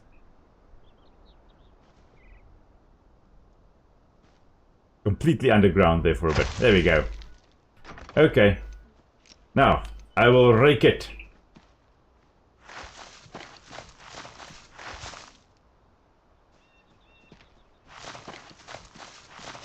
It's a lovely road. Gonna let it go there where... I just foresee Nick digging out everything up behind me again. Just going to make a nice little road to the edge of where we can build. Right over here. Okay. We can actually build quite a bit already, eh? Lovely. Oh, I see Nicola's got more homework. Ah. Hey! That's... hello there, dear. Close the door behind us. Okay. So cheers, Nicola. Glad you could pop in for a bit at least. So, hope you have a lovely weekend. Well, evening further, and then good luck with the week, eh? There's another elixir well, maybe. Think so. You think we're able to? Whew. Oh, I see there. Maybe we'll be able to. I'm trying to see here, when we're trying to commune here, strengthen our flame. We need a spark. I know where to find a spark close to us. And then animal fur and shroud liquid, bones, red mushroom and resin. All of these things we can get quite easily. That will allow us to actually go into more dangerous shroud. Well, And how I many think- resin? Yeah, resin, How many do you know? 5. I think we've got some resin here somewhere. Okay, let me check. Yeah, we've got 4. Shall I change it to daytime, dear? Yeah, then I can see. Yes. So when you sleep though, if both of us are sleeping, it will speed up at 60 times speed. With just myself sleeping, it's just half that. It's 30 times speed that we are running at the moment. So it just speeds up the night nice and quickly until it gets daytime and it automatically shifts over again to normal speed instead of 30 times speed. So yeah. A bush enthusiast says that's a very ugly road, but Yeah, it's I healthy agree. for the environment, I guess. I agree. It's not a nice road. Yeah, Nick is not a fan of the road. So, yeah, for this in this case, what we are going to do later on is we're going to plant nice flowers along it. What Hey, would be dear? nice is if there's flowers growing next to it. Yes, so then it's a civilized road with a nice meadow next to it. Okay. Finding it. I think if we chop down those trees that are deciduous, those ones with the yellow leaves, we've got a greater chance of actually getting resin. As far as I know. So the idea, I guess, is with the... And I think that's why it's also... I don't think it's resin so much as it is tree sap. Because deciduous trees, yeah, if it were maple, for example, at the end of... Well, at the start of spring and also at the end of autumn, or towards autumn, they would be having a lot of flow of sap up and down the tree. As you go into fall, they would be taking sap from the leaves and branches, taking it down to the roots, and then as spring rolls around, they would be taking that sap and taking it back up to the leaves to actually form new roots, or new leaves, no, not roots, new leaves up there. You're laughing. Yeah, I laughed because you said spring rolls. Spring rolls, when spring rolls around. I'm like, ooh, spring rolls. Did you get a raisin there? Yeah. Okay, perfect. There is another one over here that we can also grab. Again, the glider just makes life so much easier. I think this chest we already opened. Oh, it needed a lockpick. Ah, that's alright. Not gonna go for that. That's probably just arrows in any case. Okay, and then we need red mushrooms. I've got 5 on me. Oh, you've got 5 on you. Okay, nice. Any I spot on the way back, I'm also going to grab. Yes, it will be down there.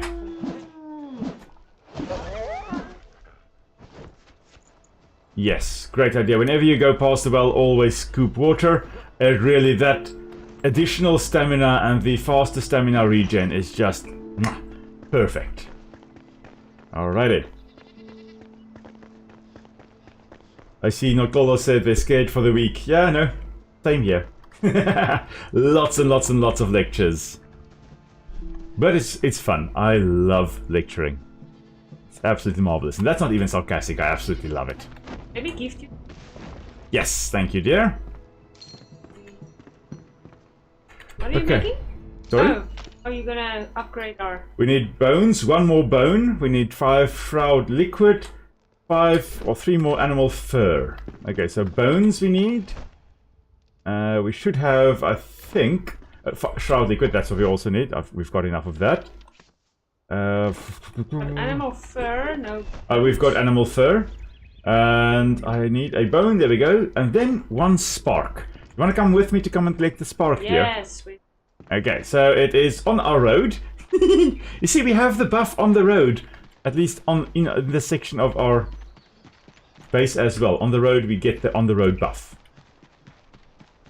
Yeah. Alright. We are going, I think, to this road that runs past the shroud over here. And just make sure you've got your stamina back before we glide. Because, yeah, we are going to glide, and we are going to fast travel back, because there's no way for us to get back from where we are going now. Drink water. I'm going to drink now. There we go. Okay, yeah. I think my stamina is also full. Okay. Just don't fly into the mountainside, otherwise you drop down a lot. But with a basic glider, you can make it all the way to here. Hello, sheep. Oh, well, actually more goats, I guess, than sheep. But then, I believe, if we glide over to this side... And we should then be able to... Oh, honey. Sugar pie, honey bunch. Okay. Just in case, okay. Yes. And then I think, if we go down... if we glide down here, we should get to it. Yeah, there we go. There's the flame shrine with a spark on it. So the spark you can get every time you reload the world.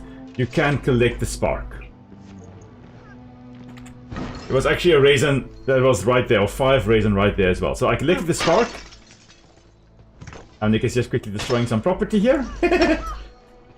There's a nice bench for us to sit on while Nick is destroying the world. Cheers, Raptor. See you next time, eh? Glad you were with us for a bit. Hope you have a lovely, lovely week ahead, eh? Cheers, Raptor.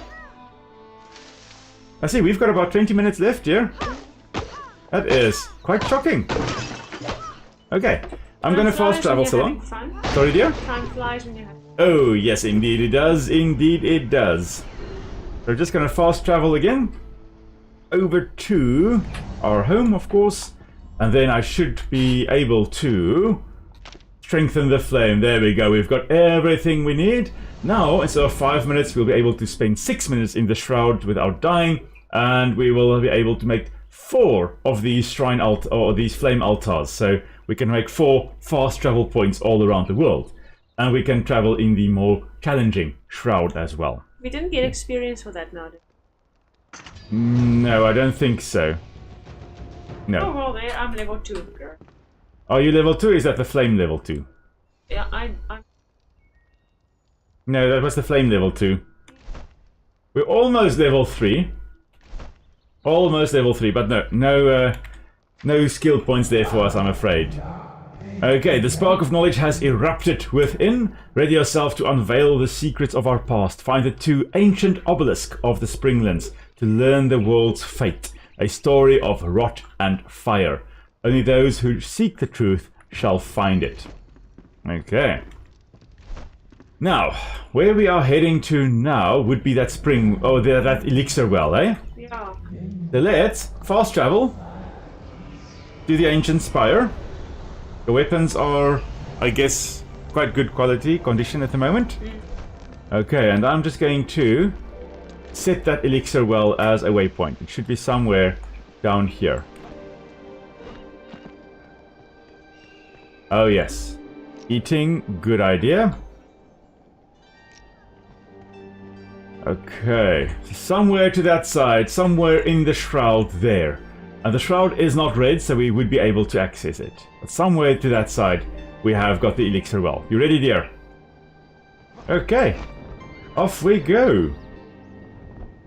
Lovely gliding. We are just going to... It's somewhere just below us, so I'm just going to drop down more steeply. onto this section over here.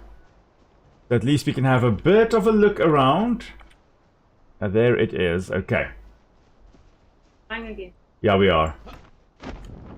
And just dropping straight down, basically stooping like a peregrine falcon. And straight to where we need to be. I'm right by the point that gives me air. Almost. But at least you would have, recovered your body right over here. Yeah. Alright, you ready, dear? Yes. Let's head in, shall we? So there's the lattice work, we can climb down. No! Why do you do that? Okay, a ladder. Or just, jump down. There's also a lattice work over here. I'm gonna climb down. Okay, yeah, basically the same thing. Just ladder on this side, and I'm gonna climb down as well. Making our way down. Alrighty. I guess. Yes, I would guess so. Okay, another one behind. There we go. May as well loot them for the shroud spores. If I can only just access... Oh, don't do that. What's your time like now? 4:40. Okay, you lost 15 seconds there. So stay out of the heavy shroud. Alright, I see the shroud route ahead.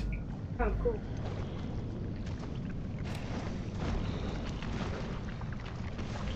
Obvious, of course. There we go. There's another guy over here shooting at you. I'm just gonna, well on him. They are only level 3, so this should not be too difficult, he says.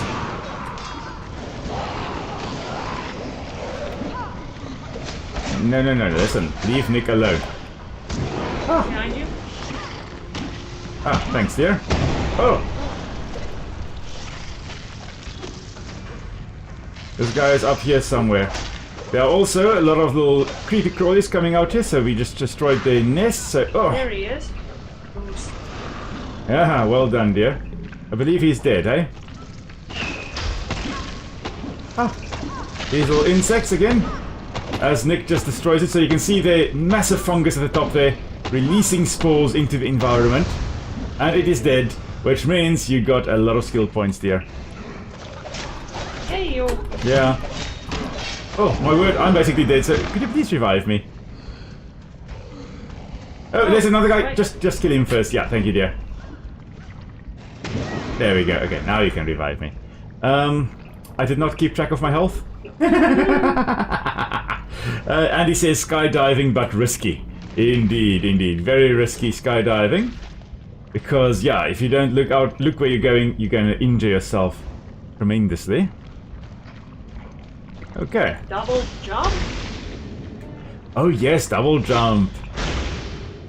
Alrighty, so I think we've gotten rid of everyone here, so I'm going to also get double jump now. Yes, perfect. And then I'm going to go start my journey as a healer. There we go. Okay. Not going to go for Blink yet. Blink is a very, very fun thing to have, where instead of rolling, you actually teleport all over the place. So that is quite cool. Also uses stamina rather than mana, which I'm very thankful for. There's a nice big golden chest here, the root staff.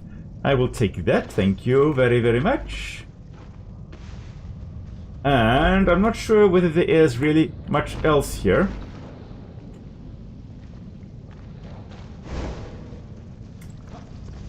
Except for bugs. A whole bunch of bugs. Yeah. I don't think I've connected with my first one there. Thank you, dear. Because, yeah, they got me badly. Bad there. Let's see. I should be able to just eat a berry quickly. Wait, no. There we go. Thank you, dear. I'm still recovering from my horrible experience. Okay, there we go. My death experience. I would say near death, but that was solid death experience. That was not near death. Okay. And now, let's have a quick look and see whether there's anything else to loot here. But just to show, double jump, boink boink. Very, very useful.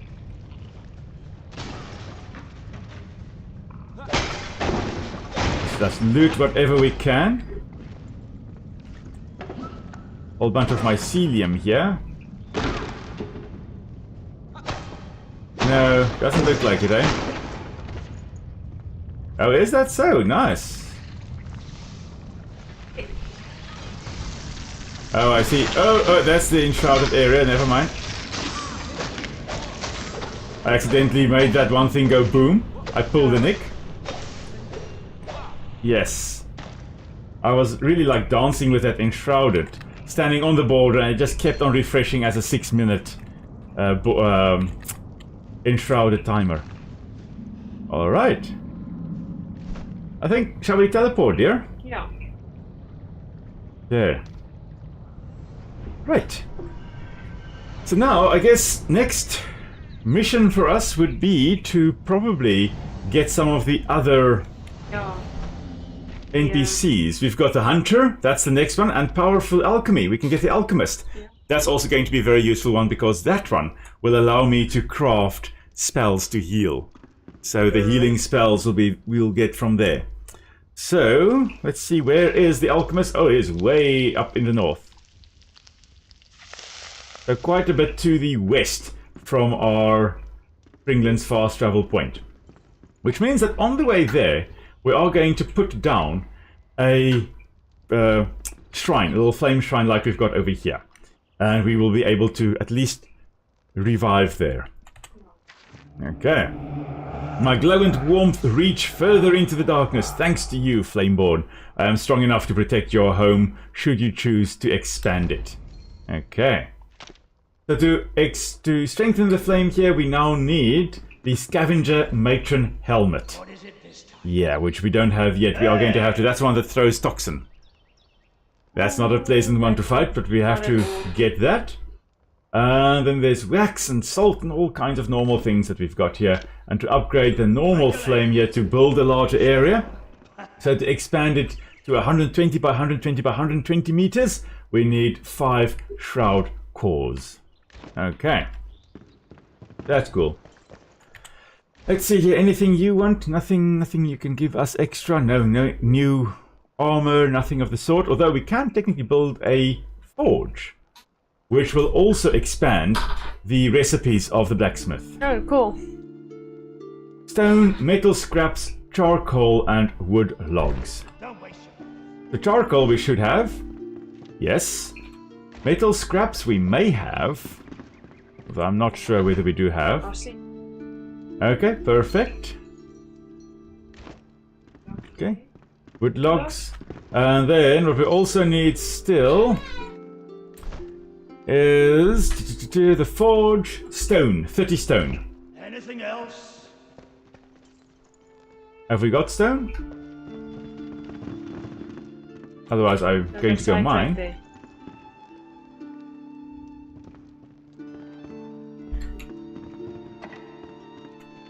But 93. Okay. You can send that to me and then we can make a forge for our blacksmith here. Hello, Mr. Blacksmith. Please take everything and make us a forge. Thank you. And we can place that down. I think somewhere close to him, eh? Somewhere in this venue, or in this room, obviously. So not too close to him so we can actually still come past. I think over here. Hey.